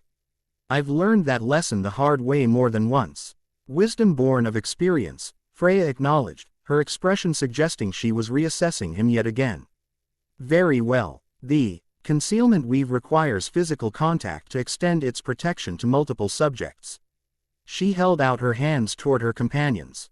If you'll permit me. Goku took her offered hand without hesitation, noting that her skin felt unnaturally warm against his, almost feverish with contained power. After a moment's visible reluctance, Rist completed the circle, grasping both their hands with businesslike efficiency. Focus on silence, Freya instructed as green energy began flowing from her hands into theirs, forming intricate patterns across their skin. Not merely absence of sound, but the quality of being overlooked. Dismissed as unimportant. Imagine yourself as something the Guardians would consider beneath notice. The magic felt strange to Goku, not uncomfortable, but fundamentally different from key manipulation. Where his own energy responded to will and intention, this Sayre magic seemed to operate on symbolism and association, restructuring reality through complex NNECTED meanings rather than direct force. It's working, Freya confirmed after several minutes of concentration. A shimmering field now surrounded all 3 of them, its boundaries fluctuating like heat waves. We appear as wandering shades to any who observe us, unremarkable among the countless lost souls of the borderlands. How do we know if we encounter hostile entities? Goku asked, finding that his voice sounded strangely distant, as though coming from somewhere beside rather than within him, an unsettling effect of the concealment magic. Trust your senses, Freya advised. The spell affects perception, not reality. You'll see dangers clearly enough. They simply won't see you as you truly are. With the concealment in place, they began their approach toward the distant structure. Walking through the borderlands proved disorienting. Distances seemed inconsistent, landmarks shifting when not directly observed. The ground beneath their feet alternated between solid stone and something more yielding. Almost organic in texture. Occasionally, they passed other denizens of this twilight realm, translucent figures that drifted aimlessly across the barren landscape. These lost souls paid them no attention, their vacant expressions suggesting minds turned inward upon eternal regrets. What happens to them? Goku asked quietly as they passed a particularly dense cluster of wandering spirits. Did they stay here forever? Until they accept their fate, Rist replied, her tone suggesting this was common knowledge. These are the undecided, souls who rejected both honor and dishonor in life. Claiming no allegiance to any afterlife. They chose nothing, so nothing is what they received, Freya elaborated. Eventually, most drift toward one realm or another as their true nature asserts itself. Some, however, remain in this state for eons. The concept troubled Goku deeply. A warrior's afterlife in Valhalla made sense to him. His Saiyan heritage resonated with the notion of eternal honorable combat. Even Hell's domain of punishment for the dishonorable followed a certain logic. But this in-between existence, this twilight half-life of regret and indecision. It seems unnecessarily cruel, he observed. They're suffering for being uncertain. They suffer for refusing to choose, Wrist corrected sharply. All existence demands commitment. Those who withhold themselves from life's fundamental choices find no place in death's ordered realms. Before Goku could respond, Freya raised a hand in warning. We approach the Guardians' perimeter. Absolute silence. No. The concealment may hide our appearance, but not excessive noise. The change in the landscape was subtle at first, the same barren rock and stunted bone trees, but the quality of the air shifted perceptibly. Where before it had been merely stagnant, now it carried an electrical charge, prickling against exposed skin with uncomfortable intensity. Then the Guardians came into view. Unlike the less wandering souls they'd passed earlier, these entities moved with purpose, patrolling in precise patterns around the massive structure now clearly visible ahead. They resembled warriors from various eras and realms. Their spectral forms more solid than the lost souls but still partially transparent. Armor of ancient design covered most figures, weapons held at the ready as they marched in endless vigilance. Most disturbing were their eyes, not vacant like the wandering undecided, but blazing with unnatural light that matched the soul snare's pulsing energy. Whatever bound these fallen warriors to the Collector's service had fundamentally altered their nature. The dishonored dead, Wrist whispered, her voice barely audible. Warriors who died unworthy of Valhalla, now bound to service rather than punishment. Cannon fodder, Goku assessed with professional detachment that nonetheless couldn't mask his distaste for the concept. Whoever controls them values quantity over quality. Freya's concentration had visibly intensified, sweat beading on her brow as she maintained the concealment weave against the structure's invasive energy. We must move quickly, she warned. The snare actively searches for interference. It tastes our presence, even if it cannot see us clearly. They proceeded forward, carefully timing their movements to coincide with the Guardians' patrol patterns. Goku found himself instinctively taking point, his warrior's instinct for threat assessment guiding them through gaps in the perimeter defense. As they drew closer, the soul snare itself became clearer, a vast crystalline web stretching nearly half a mile in diameter, its structure reminiscent of both spider silk and complex mathematical patterns. Within its strands, countless small lights pulsed and struggled, each representing a captured soul that should have been bound for Valhalla or another honorable afterlife.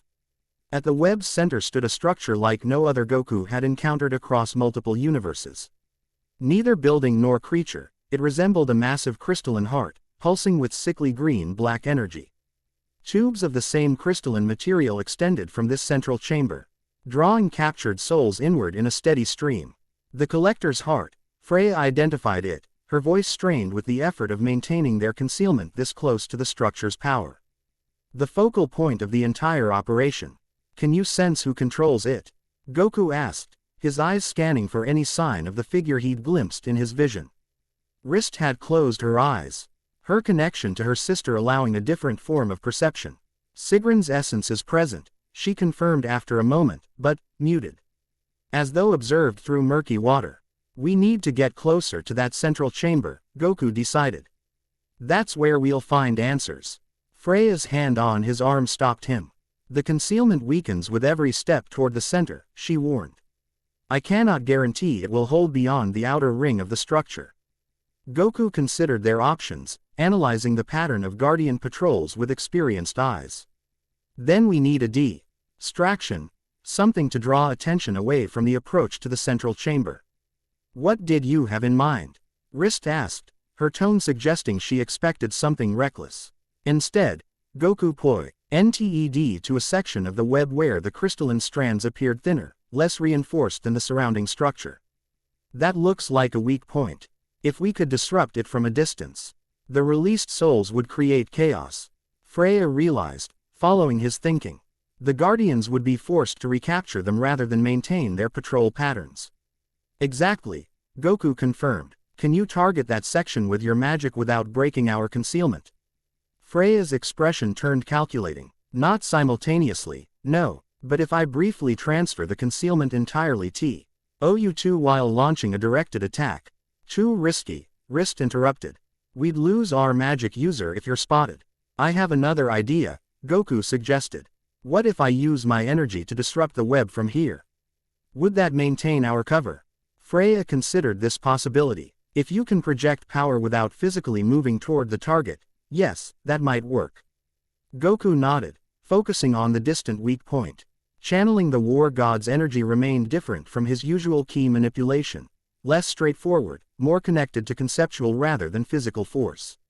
He concentrated on the idea of liberation, of freedom from unjust bonds, letting the mantle's power respond to this intention rather than trying to force it into familiar patterns. Energy gathered around his outstretched hand, deep crimson rather than his usual blue-white ki.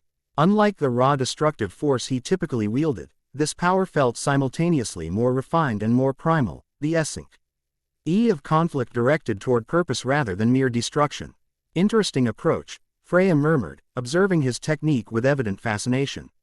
You shape the war god's power through concept rather than form. It feels right, Goku replied simply, continuing to gather energy until it formed a compressed sphere hovering above his palm. When the concentration reached optimal density, he released it with a subtle gesture. The crimson energy shot across the intervening space, invisible to normal sight but blazing clearly to those with mystical perception. It struck the weakened section of the web with surgical precision, not destroying the structure outright but destabilizing its fundamental pattern. The effect was immediate and dramatic. Crystalline strands began unraveling, releasing dozens of captured souls that immediately scattered in all directions. Alarms, strange, discordant tones that seemed to vibrate the air itself, sounded throughout the complex. Guardian patrols broke formation, running toward the breach with single-minded determination. Now, Goku directed, already moving toward the central chamber through the gap created by the redeployed Guardians. Wrist and Freya followed close behind, the Valkyrie's expression showing reluctant approval of the tactic. They reached the outer ring of the central structure without detection, concealed both by Freya's magic and the chaos of souls fleeing their crystalline prison. Up close, the architecture proved even stranger, angles that shouldn't have been possible, materials that seemed to shift between solid and liquid states. Inscriptions in a language that hurt the eyes to observe directly. This isn't of the 9 realms, Freya whispered, her voice tight with tension. The design, the materials, they're foreign to Yggdrasil itself. Outsider influence, Wrist agreed grimly. Something beyond our cosmology has interfered. Goku's attention had fixed on an opening near the base of the central chamber, an entrance unguarded in the chaos of the breach. There, he indicated with a subtle gesture. We can slip inside while they're distracted. Freya's concealment weave flickered visibly now, the strain of maintaining it against the structure's invasive energy taking its toll. Quickly then, she urged. I cannot guarantee our invisibility much longer. They made their way to the entrance, timing their approach to coincide with a particularly chaotic wave of escaping souls that drew most of the remaining Guardians away from their position. The opening itself resembled a wound more than a door, a jagged tear in the crystalline material that pulsed with the same rhythm as the entire structure. Stepping through felt like pushing through a membrane, resistance giving way suddenly to depot. Sit them within a corridor that spiraled downward into the heart of the complex. The walls themselves seemed alive, undulating subtly as though breathing. Disturbing, Wrist muttered, her spear mate. Realized now despite their supposed stealth approach. This place violates every natural law of the realms. The concealment is failing, Freya warned, her voice strained as the shimmering field around them flickered more persistently. We have minutes at most before we're visible to all observers. Then we move fast, Goku decided, taking point as they descended the spiral corridor. Stay close, say and be ready to fight our way out if necessary. The passage continued downward for what felt like much longer than the external dimensions of the structure should have allowed, another indication of its unnatural nature. Finally, it opened into a vast chamber that dominated the heart of the complex. Here, the true purpose of the soul snare became horrifyingly clear. Thousands of captured souls were suspended in crystalline containers lining the walls, their energy being systematically drained through tubules connected to a central apparatus. This machine, if such a conventional term could apply to something so alien, pulsed with accumulated power, channeling the stolen soul energy into a swirling vortex that hung suspended above a raised dais. But what truly drew their attention was the figure standing before this vortex, a tall, gaunt entity whose form seemed to shift between solid and shadow. Robes of midnight blue draped a frame too angular to be human, while a hood concealed most of its features save for eyes that glowed with the same sickly light as the captured souls.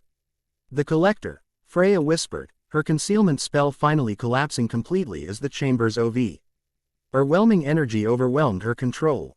At the sound of her voice, the hooded figure turned slowly toward them. A sound emerged from beneath the hood, not quite laughter, not quite speech, but something unsettlingly between. "Visitors," it said finally, its voice resonating at multiple frequencies simultaneously. "How unexpected." Wrist stepped forward, spear leveled at the entity. "Where is my sister?" she demanded, dispensing with subtlety now that their cover was blown.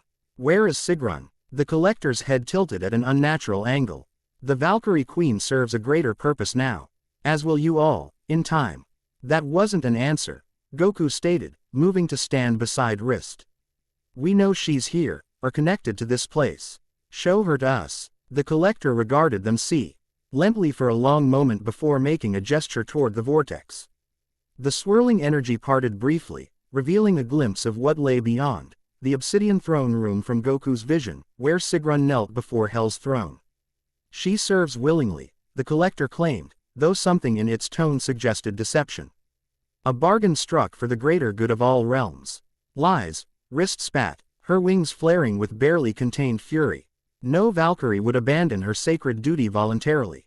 What hold do you have over her?" The vortex sealed itself again as the Collector lowered its hand. "Such limited perception," it commented, almost sadly.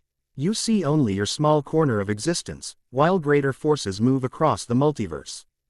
Goku studied the entity carefully, recognizing something in its manner that triggered warnings from countless past encounters. "You're not working alone," he realized aloud. "You're serving someone, or something, else." The Collector's reaction, a subtle tensing of its fluid form, confirmed his suspicion. "Perceptive, for an anomaly," it acknowledged. "The god of war from another reality. Your presence was unanticipated." "Seems I'm hearing that a lot lately," Goku replied, his tone conversational despite the tension vibrating through the chamber. "Who are you working for? What's the purpose of all this?" He gestured toward the captured souls. "Preparation," the Collector answered simply. "The 9 realms grow weak. Ragnarok approaches prematurely. What comes after requires resources. Soul energy," Freya identified, horror dawning in her expression. "You're harvesting warrior souls to power something that follows Ragnarok.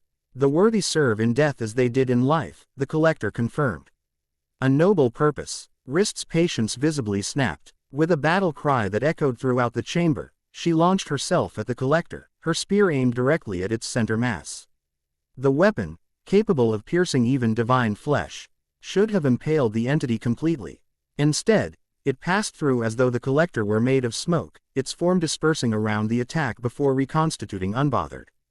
Physical aggression, the Collector noted with what might have been disappointment. So predictable. Goku had used the distraction of Wrist's attack to analyze the chamber more thoroughly. His tactical mind processing details others might miss.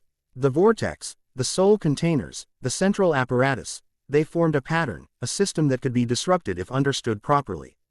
"Freya," he said quietly as Wrist continued her futile assault, "the vortex is a portal, isn't it? To Helheim directly." The Veneer Queen nodded, her hands already moving in subtle patterns as she prepared some form of counterspell. "A breach in the natural boundaries between realms. Maintaining it would require continuous energy, hence the soul harvesting. If we disrupt the flow," Goku theorized, "the portal collapses." "Theoretically," Freya confirmed, "though doing so here, at the source of its power, would create a backlash," Goku finished for her. "Potentially dangerous, but it might be our only chance to get answers about Sigrún." While they conferred, the Collector had grown tired of Wrist's ineffective attacks. With a casual gesture, it sent her flying backward, her body crashing into one of the crystal soul containers with enough force to crack its surface. "Enough," the entity declared, its form growing more substantial as it gathered power. "Your interference is becoming tiresome. The collection must continue unabated." Goku moved with practiced speed, positioning himself between the Collector and his fallen companion. "I think not," he countered the war god's power urging through him in response to the direct threat. Whatever your planning ends now. The collector's laughter echoed unnaturally through the chamber. You have no concept of what you face, anomaly. I am beyond your limited understanding. Maybe, Goku acknowledged, settling into a fighting stance that had served him across countless battles. But I've fought things, beyond understanding, before. Somehow, they all fall the same way. Power gathered around him. Not the familiar key of his home universe, but the ancient, primal energy of the war god's mantle. It responded differently to his will, less like a tool and more like a partner, suggesting approaches rather than simply executing commands. The collector struck first, tendrils of shadow erupting from its form to lash toward Goku from multiple angles simultaneously.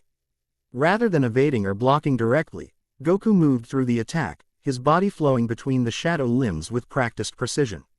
Each near miss built momentum, carrying him closer to the central apparatus while avoiding direct confrontation with the collector itself. This wasn't about defeating the entity, not yet. First, they needed information, leverage, a way to understand what truly happened to Sigrún. Freya, he called as he continued his evasive pattern. The portal. The Veneer Queen had already begun her counterspell, Green Ser M. AGIC, weaving complex patterns around the edges of the vortex.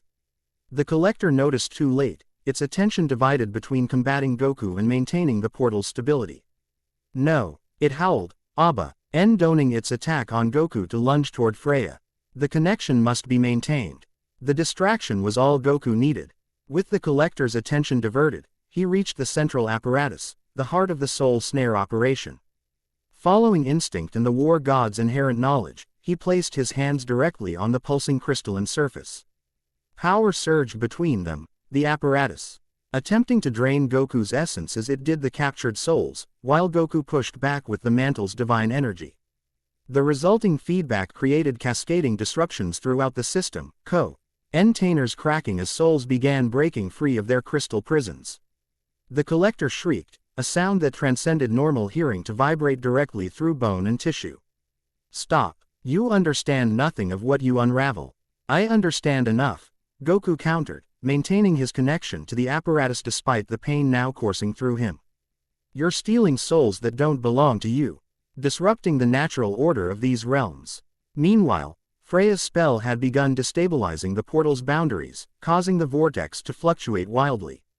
Images flashed within its swirling depths, glimpses of Helheim, of Hell's throne room, of Sigrún still kneeling in apparent servitude. Rist had recovered from her impact, rejoining the conflict by physically interposing herself between the collector and Freya. Her spear now wreathed in spectral flame that seemed to disrupt the entity's shadowy form more effectively than physical attacks had. Reveal my sister's true state, she demanded, each thrust of her weapon forcing the collector backward incrementally. What binds the Valkyrie Queen to Helheim's throne? The chamber shuddered as more soul containers ruptured, releasing their captives in blinding flashes of light. The freed souls didn't flee immediately, instead, they swarmed toward the collector, surrounding its form in a vengeful cyclone of spectral energy. You doom yourselves, the collector warned, its form beginning to degrade under the combined assault of Rist's weapon, the freed souls, and the systemic collapse Goku had initiated. Without the soul harvest, the barriers between realms will fail entirely. There are better ways to strengthen barriers than imprisonment and theft, Goku countered, maintaining his disruptive connection to the apparatus despite the increasing pain it caused him. The vortex had begun to collapse inward, Freya's counterspell reaching its culmination. As the portal's boundaries destabilized, a final clear image formed within its depths, Sigrún. Her head raising to reveal eyes empty of conscious thought, pupils replaced by the same sickly glow that permeated the soul snare complex. She's enthralled, Freya realized aloud, recognition dawning in her expression. Soul bound to service through the same mechanism that powers this entire operation.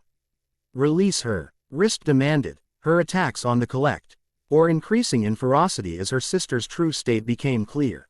The collector's form had deteriorated significantly, patches of shadow dispersing like smoke in wind as it struggled to maintain cohesion.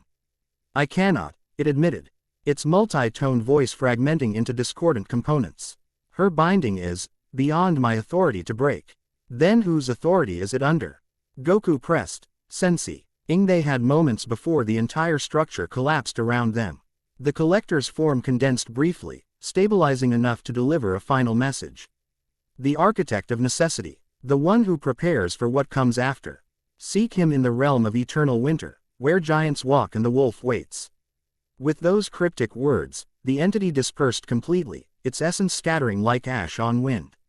Simultaneously, the vortex collapsed with catastrophic force, the backlash of energy surging outward in a shockwave that threatened to tear the chamber apart. Out, now! Goku shouted, releasing his connection to the apparatus and moving with superhuman speed to grab both his companions. The war god's power responded to his desperate need, wrapping all three in a protective field as they fled back up the spiral corridor. Behind them, the central chamber imploded, reality itself seeming to fold inward as the unnatural construct collapsed. The shockwave pursued them up the corridor, gaining ground with each passing second. We'll never outrun it, Freya gasped, her power nearly exhausted from maintaining her counterspell. We don't need to outrun it, Goku replied, his mind racing through possibilities. We just need to redirect it. Reaching deep into the war god's knowledge, he found what he sought, an ancient technique for creating temporary passages between realms. Not as stable as the Bifrost. Not as precise as his lost instant transmission, but sufficient for their immediate needs. As they reached the outer wall of the complex, now shuddering with imminent collapse, Goku slammed his fist against the crystalline surface. The war god's power flowed through the impact, creating a fracture not just in physical material but in the boundary between realms itself. Through here, he directed, pushing his companions toward the rapidly forming rift. Wrist hesitated, looking back toward where her sister had appeared in the vortex. But Sigrún, we can't help her if we're dead, Goku countered, understanding her reluctance but recognizing the immediate danger. We know more now than we did before. We'll find her, I promise. With visible reluctance, Wrist allowed herself to be guided through the rift. Freya followed, her expression showing both exhaustion and grudging admiration for Goku's quick thinking. He leapt through last, the temporary passage ealing behind him just as the shockwave reached their position. They emerged onto solid ground once more, not in the borderlands but somewhere else entirely. Frozen tundra stretched in all directions, wind howling across ice-covered plains beneath a sky filled with strange constellations. In the distance, massive mountains loomed, their peaks lost in swirling clouds. Jotunheim, Wrist identified their location, her breath fogging in the bitter cold. Realm of the frost giants. The realm of eternal winter, where giants walk, Freya quoted the collector's final words, drawing her cloak tighter against the biting wind. It seems our path has been chosen for us. Goku surveyed their new surroundings, processing everything they'd earned in the collector's chamber. Sigrún is being held against her will, controlled by the same mechanism that powered the soul snare. And whoever's behind it all is here, in Jotunheim. The architect of necessity, Wrist repeated, her expression hardening with renewed determination. When I find this architect, they will learn the necessity of facing a Valkyrie's wrath. Freya's gaze had fixed on Goku, assessing him with new consideration after witnessing his actions in the crisis.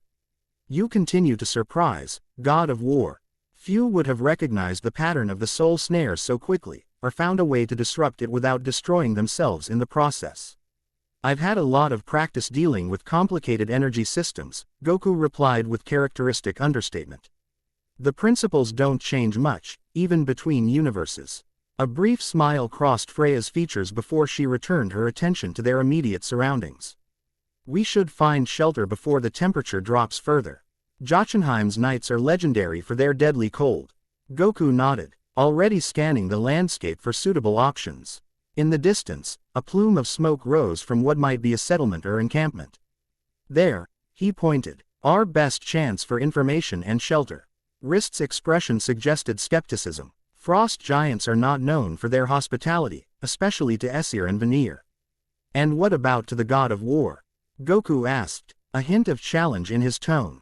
The Valkyrie studied him for a moment before something like reluctant respect crossed her features. That remains to be seen, doesn't it? She gestured toward the distant smoke. Lead on, then. Let us discover what welcome Jotunheim offers the new war god and his companions. As they began their trek across the frozen wasteland, Goku reflected on how quickly their mission had evolved. What began as a search for a missing Valkyrie queen had revealed conspiracy reaching across realms, with implications for the very structure of this universe's afterlife. The war god's mantle settled more comfortably on his shoulders with each challenge faced. Perhaps, he realized, that was its true nature, not a static power but an evolving partnership. Responding to the bearer's growth and understanding, whatever awaited them in the realm of eternal winter, Goku knew one thing with certainty: they were one step closer to understanding Sigrún's imprisonment, and through that knowledge, perhaps one step closer to his own path home. Chapter 2 and Chapter 3, Winter's Embrace. Wind shrieked across Jotunheim's endless tundra, carrying ice crystals that sliced exposed skin like microscopic blades. Goku trudged forward, each step breaking through frost crust into knee-deep snow beneath. The war god's armor had adapted to the environment, now lined with dark fur and etched with runes that radiated subtle warmth, yet still the cold penetrated deeper than any heat experienced on Earth. This was more than mere temperature.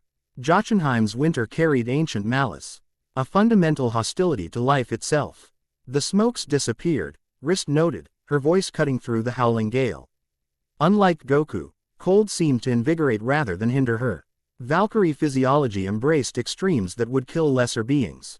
An illusion, perhaps, Freya suggested, her form wrapped in layers of green Sair magic that shimmered like aurora borealis. Jotunheim delights in leading travelers astray. Goku paused, studying the featureless horizon. 3 hours of walking had brought them no closer to the smoke plume they'd initially spotted. Something wasn't right. We're being herded, he realized aloud. The observation earned sharp glances from both women. Explain, Wrist demanded, her hand instinctively finding her spear haft. The wind keeps changing direction to push us northwest, Goku explained, and the terrain subtly slopes to guide our path. I've been watching the snow patterns. This isn't random weather, it's deliberate. Freya's expression shifted to one of grudging admiration. Impressive observation. Few outsiders notice Jotunheim's sentience. Sentience implies intelligence, Wrist countered with characteristic bluntness. This realm simply hates us. A sudden crack echoed across the tundra, ice fracturing somewhere beneath the snow. All three froze in place. Don't move. Freya's whisper carried urgency that brooked no argument. Too late. The surface beneath them gave way with catastrophic suddenness. What had appeared solid tundra revealed itself as a thin snow bridge over a vast crevasse. Goku lunged for his companions as they plummeted, managing to grasp Freya's wrist. Wrist, ever independent, had already deployed her starlight wings, hovering just beyond reach. The war god saves the van. Our queen while the Valkyrie fends for herself, Wrist observed with acid undertone. How predictable. Goku ignored the barb, focusing instead on their predicament. The crevasse descended hundreds of feet into darkness, its walls sheer ice that offered no obvious handholds. Above, snow continued filling the opening, threatening to seal them in completely. We need shelter before the blizzard intensifies, he stated. Practical concerns overriding interpersonal tension. Wrist's keen eyes had already identified a possibility. There, she indicated, pointing to a dark opening in the crevasse W. All about 50 feet below their position. A cave or tunnel, could be an ice troll den, Freya warned, still dangling from Goku's grip. Despite the precarious position, she maintained perfect composure. Could be our only option. Goku countered. He glanced at Wrist. Can you carry her weight with those wings? The Valkyrie's expression suggested she'd rather carry a plague victim, but she nodded curtly. My strength is not in question, god of war. With practiced efficiency, Goku transferred Freya to Wrist's reluctant grasp. Once unburdened, he pressed his hands against the ice wall, handling just enough of the war god's power to create finger holds without triggering another collapse. The mantle's energy responded differently in this realm, more sluggish, as though Jotunheim itself resisted divine influence. They descended carefully, Wrist gliding with Freya while Goku navigated the treacherous ice face. The opening proved larger than it first appeared, not a mere cave but entrance to an extensive tunnel system carved through the glacier. These are worked passages, Freya noted once they'd all reached the relative safety of the entrance. She traced glyphs carved into the ice walls. Ancient Jotun runework, predating even Asgard's current dynasty. Wrist had already moved deeper into the passage, spear at ready. Recent use as well, she called back. Track marks, fire pits, storage niches. Goku joined her investigation, crouching to examine the floor more carefully. Multiple occupants, he assessed. Different gates, different weights. Some bipedal, others, he paused. Studying an unusual imprint, not. Giants keep thralls of various species, Freya explained, her Sare magic providing soft illumination as they ventured deeper. Some willing, most not. The temperature rose noticeably as they progressed, the bitter wind fading behind them. The passage eventually opened into a broader chamber where several smaller tunnels converged. Remnants of a fire pit occupied the center. Cold ashes suggesting abandonment within the past day. We should rest here, Goku suggested, already gathering scattered wood fragments. Recover strength before continuing. Wrist's disagreement was immediate and predictable.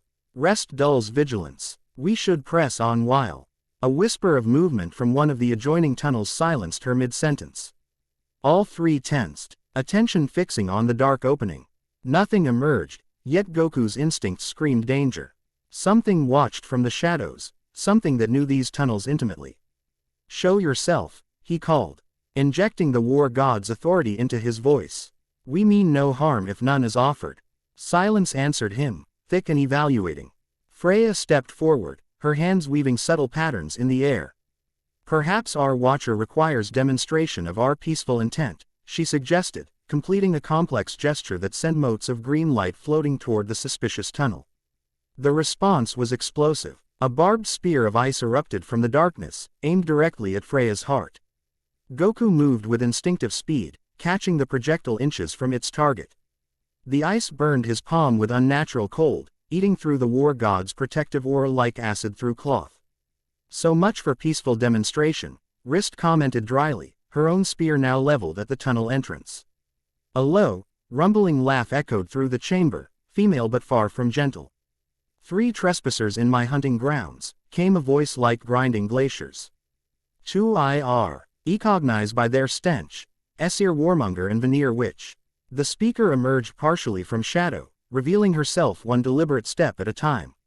She stood nearly 8 feet tall, her frame fully muscled yet unmistakably feminine. Blue-tinged skin stretched over prominent cheekbones and a strong jaw, while white hair hung in complex braids adorned with bones and crystal beads. Unlike he crude frost giants they'd encountered in Asgard, her features held fierce intelligence and calculating assessment. Most striking were her eyes, silver irises surrounded by obsidian sclera, pupils vertically slitted like a predator's. The third, however, she continued, focusing on Goku, carries unfamiliar essence. Neither Aesir nor veneer nor Jotun. Her nostrils flared as she scented the air. Yet wears Tyr's mantle upon foreign shoulders. I am Son Goku, he replied, meeting her gaze without aggression or submission. Recently appointed god of war. The giantess circled him slowly. Her movements reminiscent of a wolf evaluating potential prey. Gods do not simply appear from nothingness, she observed skeptically. Particularly gods of Aesir pantheon. Yet here I stand, Goku replied with simple confidence. Her laugh held genuine amusement this time. Indeed you do, little Godling. She completed her circle, coming to stand before all 3 visitors. I am Skadi, goddess of winter hunt and mountains. These are my territories you trespass upon. Recognition flashed across Freya's face. Skadi Theazidotir, she acknowledged formally. We had not expected to encounter the winter huntress herself. Clearly, Skadi replied dryly, else you might have brought proper offerings rather than empty hands and trespassing feet. Wrist stepped forward, impatience evident in her posture. We seek information, not hospitality. The collector's servant directed us to Jotunheim before its destruction. Skadi's expression sharpened with sudden interest. You encountered the soul snare. She fixed Goku with renewed scrutiny. And survived to speak of it. We did more than survive, he replied. We disrupted its operation and freed many captured souls. Something like respect flickered in Skadi's predatory eyes. Impressive, if true. She gestured toward the central fire pit. Perhaps we have matters to discuss after all. With a casual flick of her wrist, she reignited the dead fire. Blue-white flames erupting from the ashes without apparent fuel. The chamber's temperature rose immediately, though Goku noticed the warmth seemed carefully contained, extending only a few feet from the flame itself. "Sit," Scatty directed, less an invitation than command. "Share what you learned at the soul snare, and I may share what I know of its master." The implication that she possessed relevant information changed the dynamic instantly. Wrist and Freya exchanged glances before taking positions around the fire, their previous animosity temporarily set aside in pursuit of common purpose. Goku remained standing until Scatty herself sat, cross-legged despite her imposing height. Only then did he join the circle, maintaining the respectful protocol he sensed was important to the huntress. "You know of the collector?" he asked directly. Scatty's smile revealed teeth filed to points, a deliberate modification rather than natural feature. "I know many things about many realms, war god. Jotunheim stands apart yet watches all." She produced a drinking horn from within her furs, taking a deep draught before continuing. "The soul snare has operated for 3 cycles. Since your Valkyrie Queen's disappearance." "Operated where?" Wrist demanded. "We found it in the borderlands, yet it seemed capable of repositioning." "It exists simultaneously in multiple dimensional pockets," Scatty explained, displaying unexpected cosmological knowledge, "neither fully in one realm nor another, a construct designed specifically to evade Heimdall's sight." Freya leaned forward, scholarly interest overriding caution. "Such construction requires immense power and specialized knowledge. Few beings in the 9 realms possess both." "Fewer still," Scatty agreed, which narrows our list of suspects considerably. She fixed her gaze on Goku. "Tell me what you saw within its core. Leave nothing out." Goku described their experience in detail: the captured souls, the crystalline apparatus, the portal to Helheim where Sigrún knelt in apparent thraldom.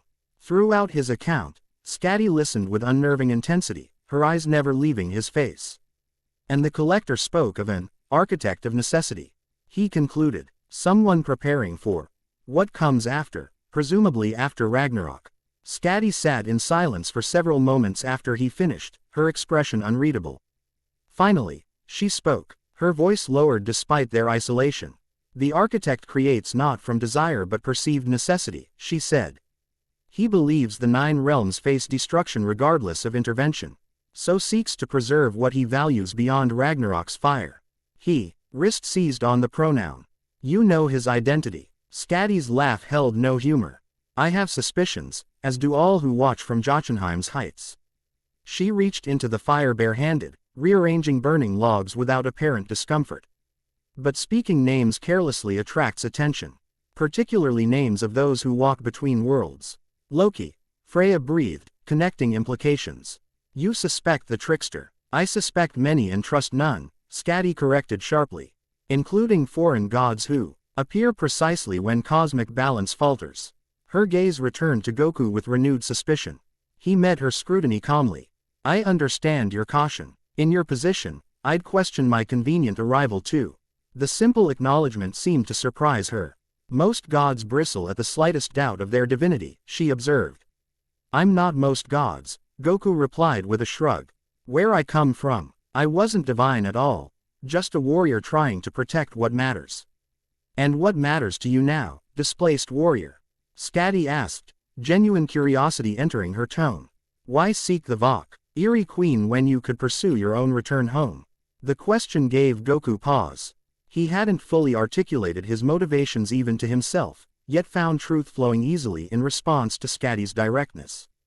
"Because she's suffering unjustly," he answered simply. "Because her absence threatens innocent lives across 9 realms. And because I suspect my path home runs through whatever cosmic imbalance her imprisonment has created." Quote. Scatty studied him silently, seeming to weigh his words against some internal measure. Finally, she nodded once, decision reached. "Winter finds truth where summer hides in pleasantries," she declared. "You speak honestly, at least." She rose to her impressive height. "Rest here. When the storm abates, I will guide you to Gastropner." "The mountain fortress?" Freya questioned, surprise evident in her tone. "That stronghold has been abandoned for millennia." "So most believe," Scatty replied enigmatically. "Dawn comes in 6 hours. Be ready to travel then." Without further explanation, she moved toward one of the adjoining tuns, pausing only to add, "The blue tunnel leads to fresh water. The red to sleeping quarters. Touch nothing that doesn't serve immediate need." With that warning, she disappeared into the passage, leaving the three companions alone by the otherworldly fire. "Well," Goku said after a moment, "that was unexpected. D rarely involves herself in matters beyond Jotunheim's borders," Freya noted, her expression troubled. "Her willingness to guide us suggests personal stake in this affair. Or trap," Rist countered predictably. "Jotun hospitality often ends with guests in cook pots." Goku considered both possibilities before responding. "She's suspicious but not deceptive. If she meant us harm, the ambush would have come already." He stretched tired muscles, feeling the day's exertions catching up with him.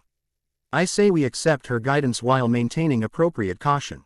"Agreed," Freya said quickly, perhaps too quickly, earning a sharp glance from Rist.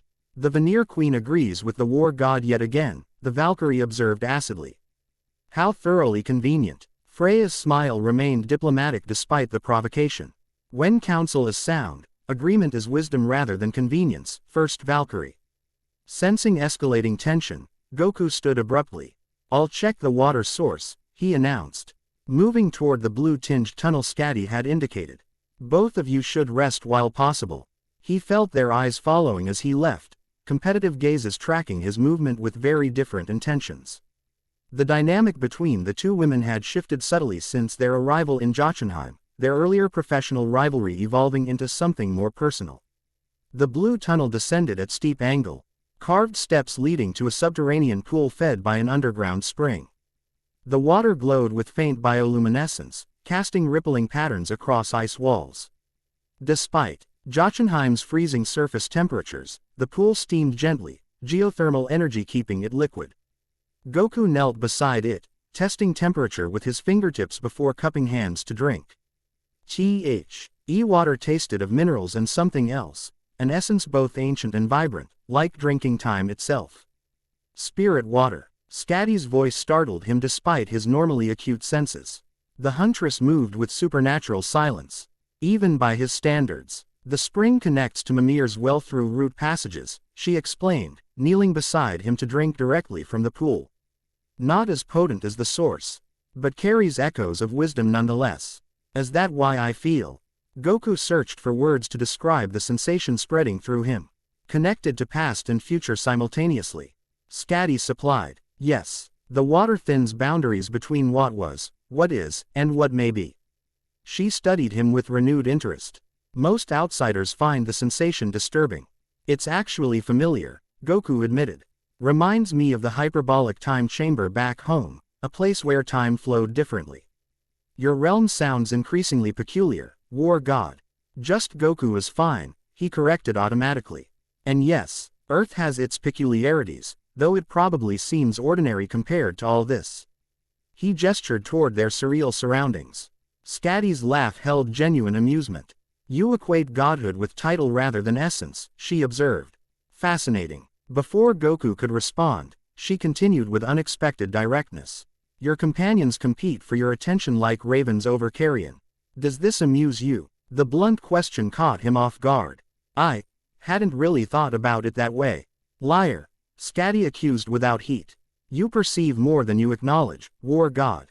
The question is whether you encourage their rivalry for advantage or simply avoid the complication." Goku considered his response carefully, sensing importance in the exchange beyond mere conversation.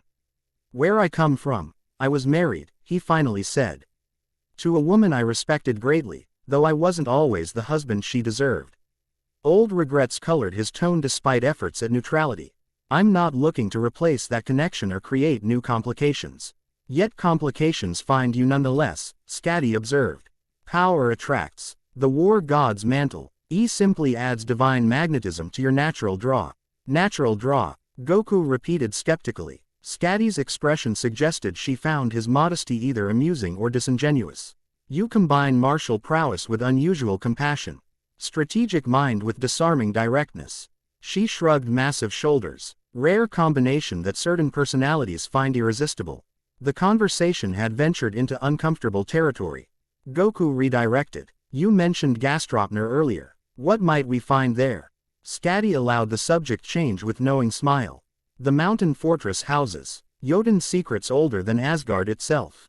Among them, records of the last cycle's Ragnarok and subsequent rebuilding.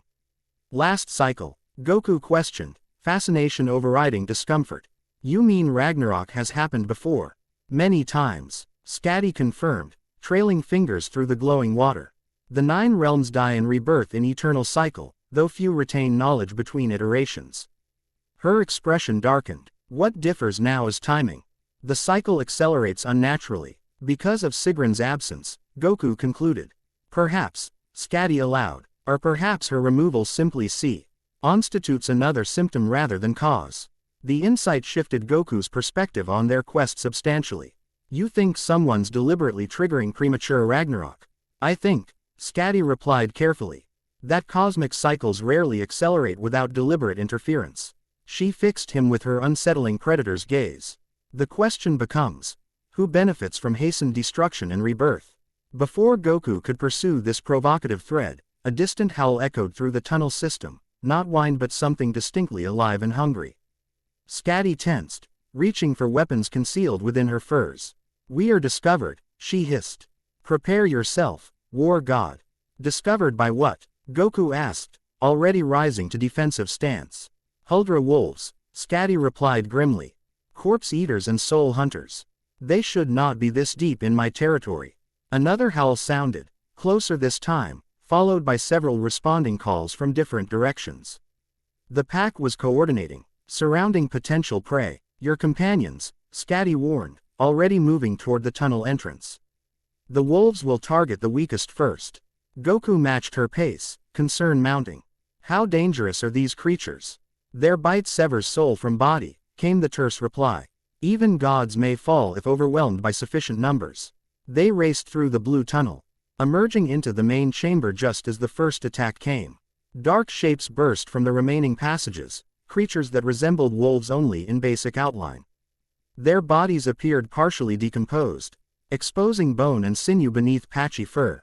Most disturbing were their faces, almost humanoid in feature, with disturbingly intelligent eyes glowing sulphurous yellow. Wrist had already engaged the initial wave, her spear creating a defensive perimeter around Freya, who worked complex Sair magic with rapid hand movements. 3 wolf creatures lay dead or dying, yet more poured in with each passing second. Unnaturally large pack, Skadi observed, drawing twin hand axes from beneath her furs.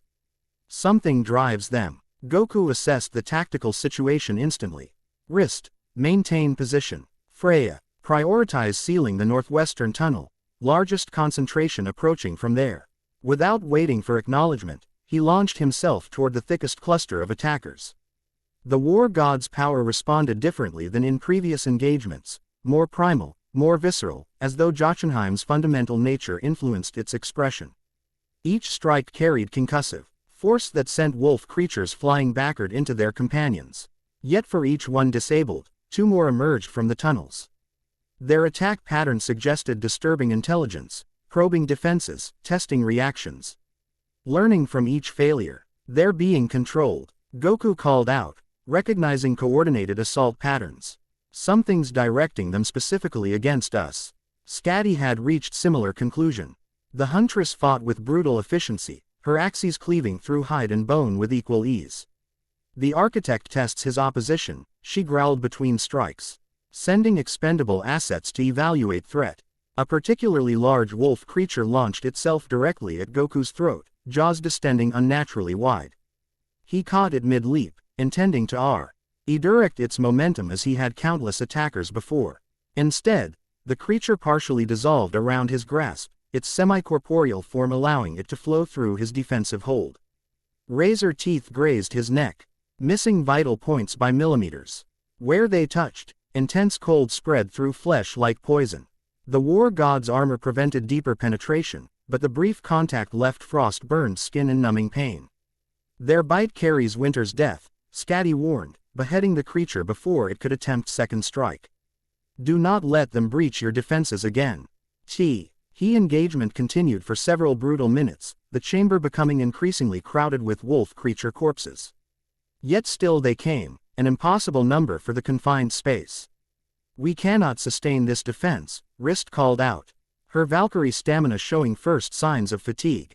Their numbers defy natural explanation. She was right, even accounting for the unnatural nature of their attackers. The sheer quantity suggested something beyond ordinary pack behavior. They fought like extensions of single consciousness rather than individual predators. Freya had completed her spell working. Emerald barriers now sealing several tunnel entrances. I've contained 3 access points, she reported, sweat beading on her brow from the effort. But cannot maintain indefinitely. Goku made rapid tactical assessment. Direct confrontation wouldn't end this, not when their attackers seemed limitless and operated with unified purpose. They needed to target the controlling influence rather than its puppets.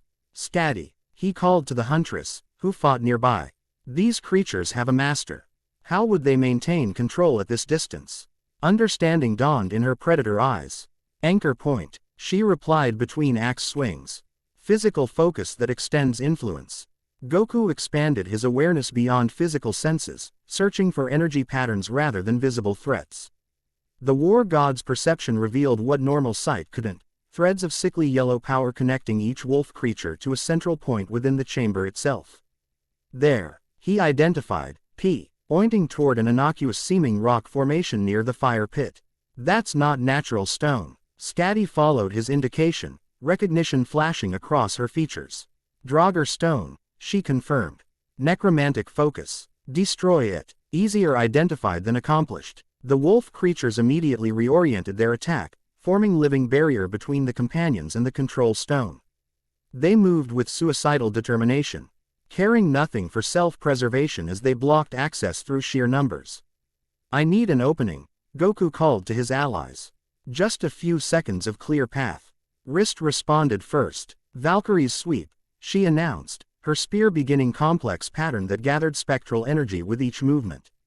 The technique built power rapidly, her weapon aving trails of blue-white light as it accelerated. Simultaneously, Freya redirected her magic, green tendrils weaving between wolf creatures to momentarily bind their limbs. Containment will hold 3 seconds at most, she warned.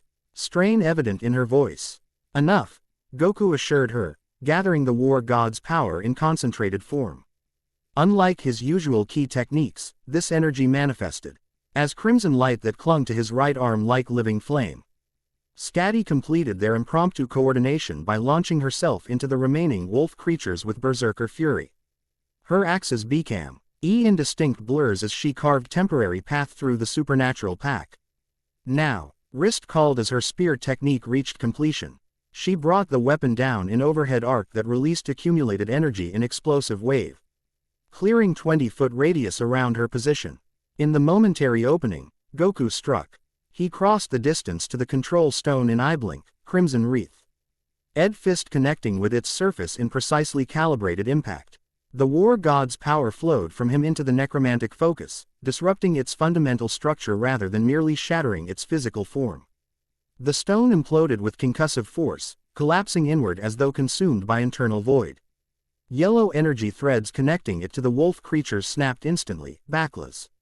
Rippling through the chamber in visible wave. The effect on their attackers was immediate and dramatic.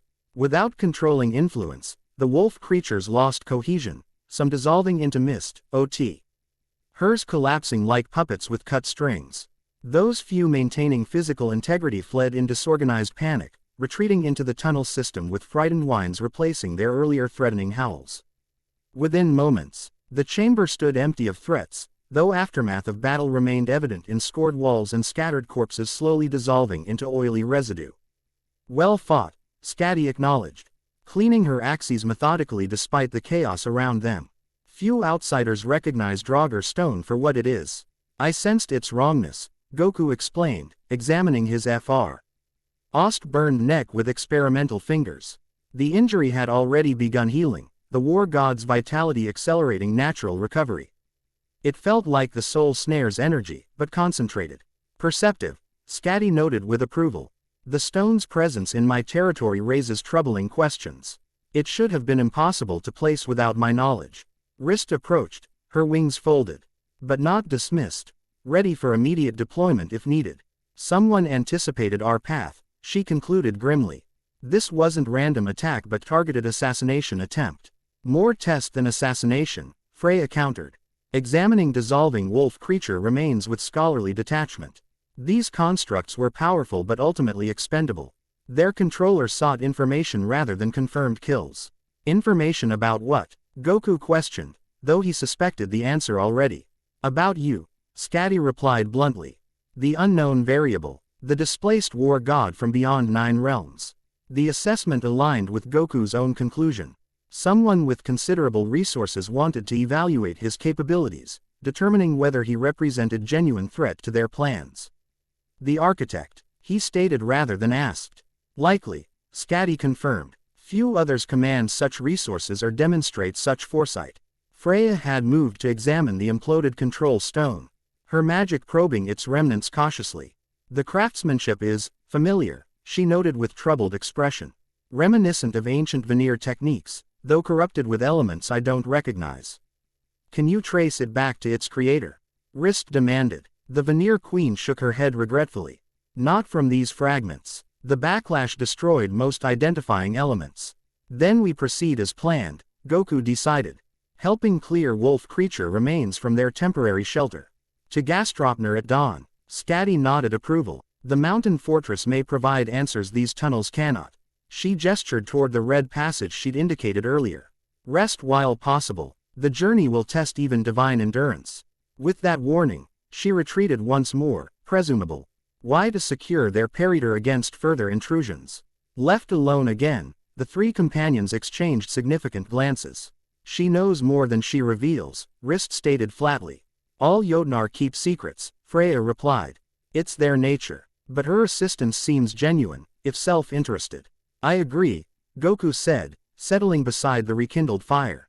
For now, our goals align with hers. That's enough to proceed cautiously. Neither woman argued the point, though Rist's expression suggested continued skepticism. They retired to the indicated sleeping chamber, finding simple but adequate accommodations. Fur pallets arranged around smaller hearth that provided both warmth and soft illumination. Despite physical exhaustion, sleep proved elusive for Goku. His mind continued processing everything they'd learned since arriving in Jotunheim, trying to assemble coherent picture from fragmentary information. Someone, this architect of necessity, believed Ragnarok inevitable and accelerating. Rather than prevent it, they prepared for what would follow, harvesting warrior souls to power something beyond current cosmic cycle. Sigrún's imprisonment served this plan somehow, her absence disrupting natural flow of worthy dead to Valhalla. The question remained, why? What could possibly justify such cosmic interference? These thoughts accompanied him into restless slumber, where Ams offered no clarity, only fragmented images of endless winter, imprisoned queens, and shadowy architects watching from between worlds. Dawn in Jotunheim arrived as subtle lightening of perpetual gloom rather than true sunrise. The realm's position within Yggdrasil's branches meant direct sunlight never reached its surface, only diffuse illumination filtered through layers of reality. Skadi roused them with characteristic bluntness, tossing travel packs at each sleeper with enough force to wake even the deepest slumber. Eat, she commanded, indicating dried meat strips and strange blue berries contained within the packs. We depart in 20 minutes. The food proved surprisingly energizing despite its simple appearance. The meat carried complex spices that spread warmth throughout the body, while the berries imparted mental clarity and heightened senses. Trail rations, Freya identified, consuming her portion with evident appreciation. Skadi's reputation as hunt provider is well earned. Rist ate methodically, refueling with soldiers' efficiency rather than enjoyment. The storm has intensified, she noted, cocking head toward distant howling wind. Deliberate interference, possibly, Freya conceded, or Jotunheim's natural response to our presence. The realm itself resists outsiders. Goku finished his meal quickly, body already adapting to the strange nourishment. How far to Gastropner? He asked when Skadi returned, now dressed in heavier furs and carrying additional weapons. 3 ranges and 2 valleys, she replied cryptically. Distance means little in Jotunheim. The journey's difficulty determines true length. With that ambiguous answer, she led them through previously unexplored tunnel that ascended steeply toward the surface. Unlike their chaotic entry, This exit deposited them onto sheltered mountain ledge overlooking vast glacier valley. The scene before them defied easy comprehension. What appeared initially as normal winter landscape revealed itself, upon closer inspection, as something far stranger. The snow, covering distant peaks moved with purposeful undulation. Trees that dotted the valley floor periodically uprooted themselves, migrating short distances before replanting. Even the sky above seemed alive, clouds forming distinct patterns that watched the travelers with unmistakable intelligence. Jotunheim awakens, Skadi explained, observing their reactions with evident satisfaction. The realm recognizes potential threats to its existence. We're not threats, Goku objected. We're trying to restore balance. Skadi's laugh held genuine amusement. Balance is subjective concept, war god. Jotunheim remembers when giants ruled 9 realms before Aesir ascendance. Some might consider that more balanced arrangement. The huntress set brutal pace across treacherous terrain, moving with supernatural surefootedness despite ice and unstable snow. The others followed as best they could, wrist relying on Valkyrie grace. Freya employing subtle levitation magic, Goku adapting the war god's power to enhance his already formidable agility. As they traveled, Jotunheim displayed increasing hostility. Wind patterns targeted their position specifically, driving ice crystals against exposed skin with malicious precision. The ground beneath their feet occasionally shifted without warning, forcing rapid adjustments to avoid treacherous drops. Even ambient temperature dropped further, well beyond natural extremes into something that challenged even divine tolerance. The realm tests us, Skadi Expel, aimed during brief rest beneath ice overhang, evaluates our determination and worthiness. Charming hospitality, Wrist commented dryly, though even her Valkyrie constitution showed signs of strain. Frost had formed along her wings' edges, the spectral energy struggling against Jotunheim's fundamental hostility. Freya maintained external composure, though her Sere barriers had thinned noticeably from constant assault. Is this typical welcome for all visitors? She inquired, tone suggesting she already knew the answer. You are not typical visitors, Skadi replied. The war god's precinct particularly disturbs Jotunheim's awareness. His essence originates outside established cosmic order. All 3 companions looked at Goku with varying expressions of realization. The realm itself resists me specifically, he concluded, because I don't belong in this universe at all.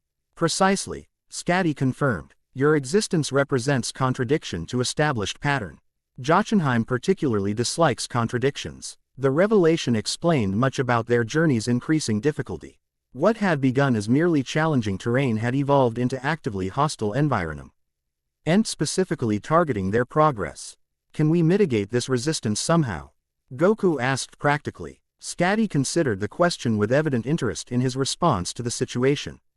Rather than frustration or anger at being cosmic target, he sought solution, adaptation rather than confrontation.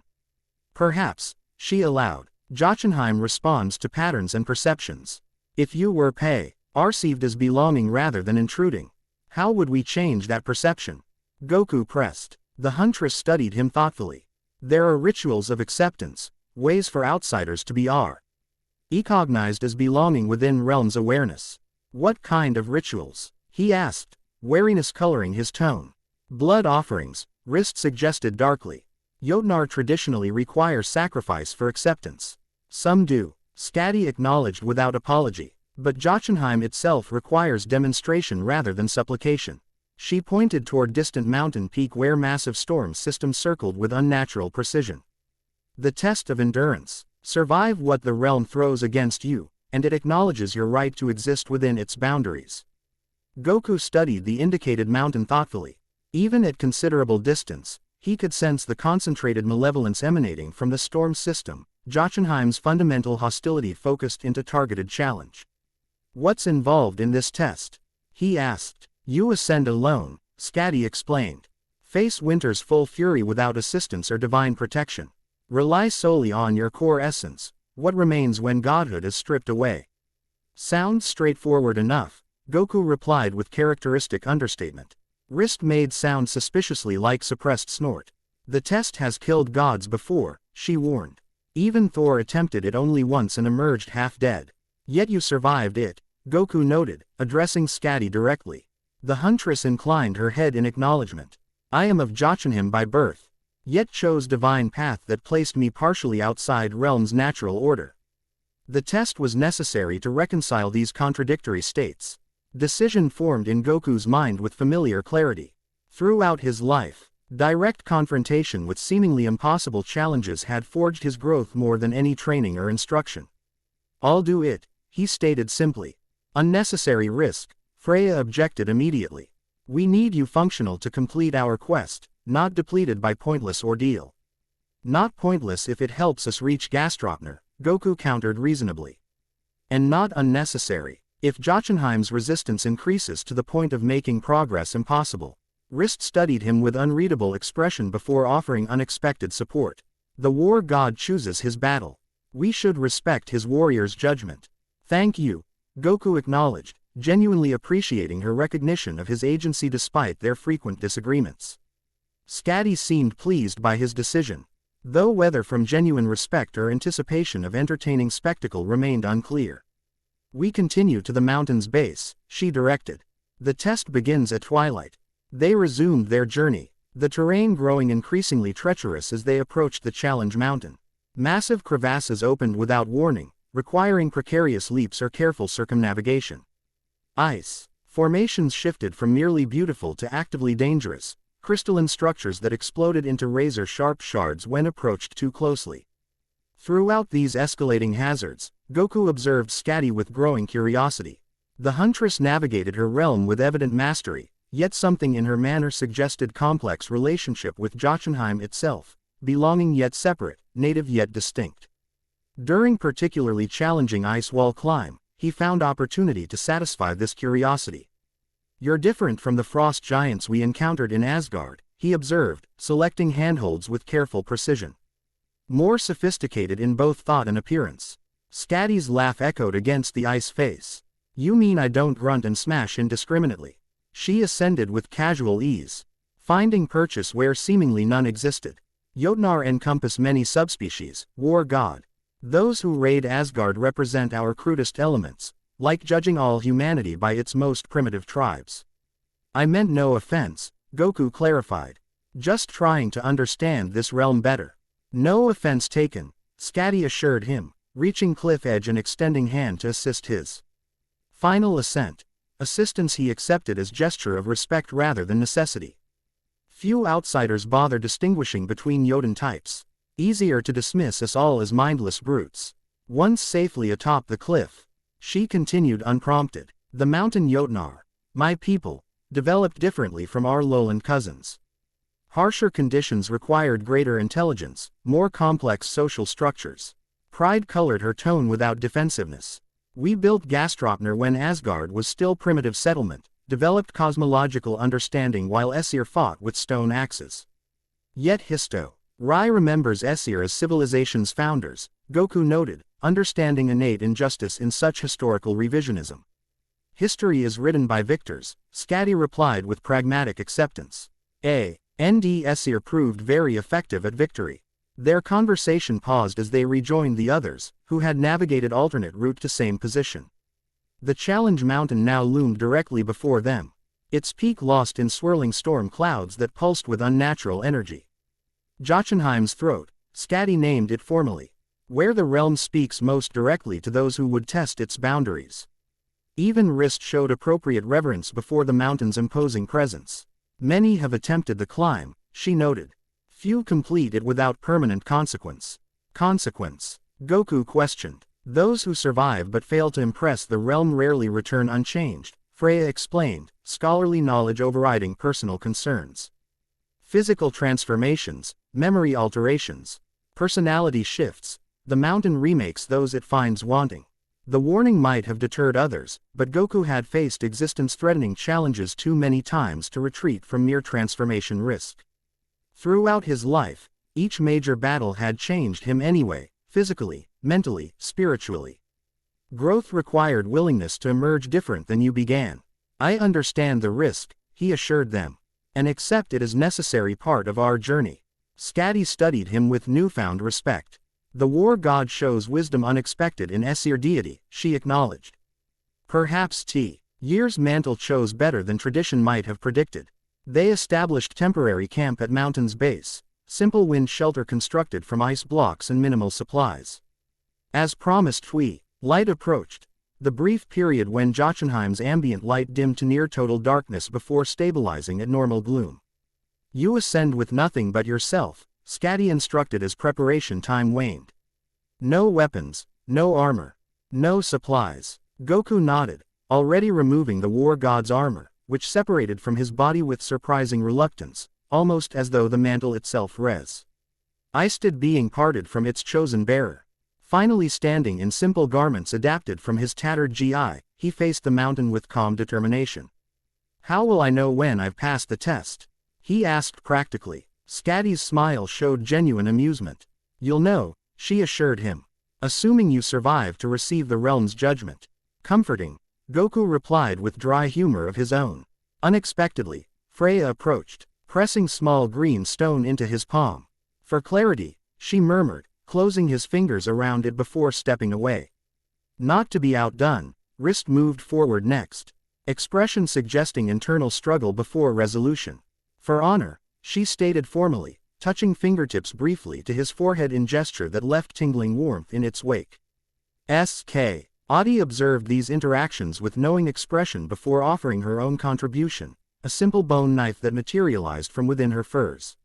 Not for the climb, she clarified when he began to refuse. For after, you'll understand when needed. Thus provisioned with intangible gifts and cryptic tool, Goku faced the mountain. With characteristic lack of ceremony, he simply began climbing, selecting path that appeared most direct rather than safest. The test commenced immediately. Temperature plummeted beyond even Jotunheim's normal extremes, cold penetrating to bone marrow with malicious precision. Wind rose from dead calm to hurricane force within heartbeats, carrying ice particles that abraded exposed skin like liquid sandpaper. The very handholds he grasped turned treacher. Ice crumbling or developing razor edges without warning. Goku continued upward despite these challenges, adapting techniques developed over lifetime of impossible battles and supernatural challenges. When direct ascent proved impossible, he traversed laterally until finding alternate route. When wind threatened to tear him from mountain face entirely, he used its force strategically, timing movements to coincide with momentary lulls between gusts. The realm escalated its assault proportionally. Lightning materialized from cloudless sections of sky, targeting his position with unnatural precision. The mountain itself seemed to ripple beneath his grasp, handholds disappearing completely or suddenly positioned just beyond comfortable reach. Had he relied on the war god's power, these challenges might have proven manageable. Stripped of divine assistance, forced to draw solely on his core abilities, Goku faced genuine mortality risk for first time since arriving in this cosmos. Yet, limitations had always spurred his greatest growth. Without accessing godhood directly, he drew instead on fundamental skills developed through lifetime of martial discipline, Kai control, energy manipulation, perfect kinesthetic awareness, and strategic adaptation. Halfway up the ascent, Jotunheim changed tactics. Physical attacks gave way to psychological assault. The wind's howl transformed into voices. Chi-Chi calling his name with mixture of longing and accusation, Gohan crying for absent father, Vegeta mocking his inability to return home. Illusions, Goku muttered through frost-cracked lips, recognizing psychological warfare for what it was. Just illusions. The voices persisted, joined by newer accusations, Wrist condemning his weakness, Freya lamenting her misplaced trust, Skadi mocking his presumption in attempting the test at all. Each phrase targeted insecurities buried beneath his confident exterior, striking with precision that suggested the realm read his innermost doubts. Still he climbed, acknowledging these fears without allowing them to dictate his actions. The discipline of countless battles served him well, providing emotional stability to match physical determination. 3/4 up the mountain, illusion gave way to hallucination. The very rock beneath his hands transformed visibly, becoming familiar faces and places from his past. One handhold materialized as Krillin's screaming visage, another as Master Roshi's disappointed countenance. The path before him shifted to resemble the Cell Games arena, then Namek's crumbling landscape, then Tournament of Power's artificial construct.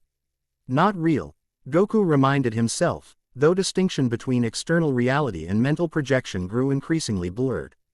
Focus on the climb. His body had begun failing systematically. Fingers bled from countless small lacerations, leaving crimson trails on white ice quickly erased by howling wind. Muscles trembled from combination of extreme cold and continuous exertion. Lungs burned from air so frigid it crystallized moisture with each exhalation. Yet something within him refused surrender, the same indomitable spirit that had carried him through every impossible battle across multiple universes. Not the Saiyan drive for combat, not the warrior's pride, but something more fundamental, unshakable determination to protect what mattered regardless of personal cost. The mountain's peak approached, now visible through breaks in the perpetual storm clouds. Final stretch presented sheer ice wall with virtually no natural handholds, impossible barrier by any normal climbing standard. Goku paused, assessing challenge through pain-blurred vision. Conventional approaches wouldn't suffice. The test required demonstration of his essence, what true why defined him beyond techniques or powers. Understanding crystallized with sudden clarity. Jotunheim didn't want submission or brute force victory. The realm tested adaptability, creativity, and fun. A mental nature, qualities that transcended specific abilities. With newfound certainty, Goku pressed bleeding palm flat against the ice wall. Rather than attempt to climb the impossible surface, he closed his eyes and simply connected. Not with godhood or Saiyan power, but with the fundamental energy that existed in all living things across all universes. For an endless moment, nothing happened. Then, gradually, the ice beneath his palm softened imperceptibly. Not melting, not breaking, but recognizing something fundamental in his offered connection. Handholds formed, not through external NGE but through mutual recognition between climber and mountain. The barrier remained formidable but no longer impossible, as though Jotunheim acknowledged his approach as worthy of consideration rather than automatic rejection. The final ascent passed in blur of pain and determination. When Goku finally pulled himself onto the summit platform, his body had reached absolute limits of mortal endurance. Blood froze on contact with air. Muscles failed to respond to basic commands, vision narrowed to tunnel perspective, barely maintaining consciousness. Yet he stood, somehow, upon the mountain's highest point. The storm abruptly ceased, not gradually diminishing but stopping between one heartbeat and next. Unnatural silence descended, broken only by his labored breathing. The clouds parted overhead, revealing Jotunheim's strange constellations in rare moment of perfect clarity. Then the mountain spoke, not with words or conventional sound, but with sensation that bypassed normal senses to register directly in consciousness. Concepts rather than language, impressions rather than statements, judgment rendered in form that transcended simple pass-fail dichotomy. Anomaly, intruder, contradiction. The mountain, Jotunheim itself, evaluated his fundamental nature with precision no mortal or divine assessment could match. Foreign, displaced, unanchored. The evaluation continued, cataloging his differences from established cosmic order with dispassionate thoroughness. Yet harmonious, adaptable, genuine. The assessment shifted, recognition dawning within the realm's awareness that despite his foreign origin, something in his fundamental nature aligned with Jotunheim's deeper principles. Accepted with conditions. The judgment concluded with qualified approval, neither wholesale embrace nor outright rejection, but acknowledgement of legitimate place within realm's hierarchy of existence. With this pronouncement came physical manifestation. The platform beneath Goku crystallized into perfect circle of blue-white ice, its surface etched with runes that recorded his trial and judgment for any who could read such things. More significantly, his blood, spilled during ascent and, now frozen on the platform, began moving with deliberate purpose, forming patterns that crawled up his legs and across his torso. The blood runes burned with cold fire as they inscribed themselves upon his flesh. Not as temporary markings but as fundamental change to his very being. Where they touched, frost-burned scars formed instantly, permanent record of Jotunheim's qualified acceptance. Pain transcended normal thresholds, yet Goku remained conscious through sheer determination. This was part of the test's completion, enduring the realm's marking as final demonstration of worthiness. When the process finished, he stood transformed. Frost-white patterns covered approximately 1/3 of his visible skin, intricate Jotun runes spiraling across his arms, chest, back and face. Not random decoration but specific declaration readable by those versed in oldest magics. This one walks between realms by right of trial. With marking complete, the mountain offered one final gift burden. No. WL edge flooded his consciousness, understanding of Jotunheim's true nature, its place within cosmic hierarchy, its ancient memories stretching back to previous cycles of existence. Not comprehensive omniscience, but specific insights relevant to their quest. Among these revelations, one stood paramount: confirmation of the architect's identity and location. The surge of information overwhelmed Goku's already taxed system. Consciousness fled, his body collapsing onto the ice platform as the mountain's judgment concluded. His last awareness before darkness claimed him was of massive hands Li. FTing his broken form, gentle despite their strength, and familiar voice speaking with unexpected concern. The mountain has rendered judgment. The war god belongs to Jotunheim now, at least in part.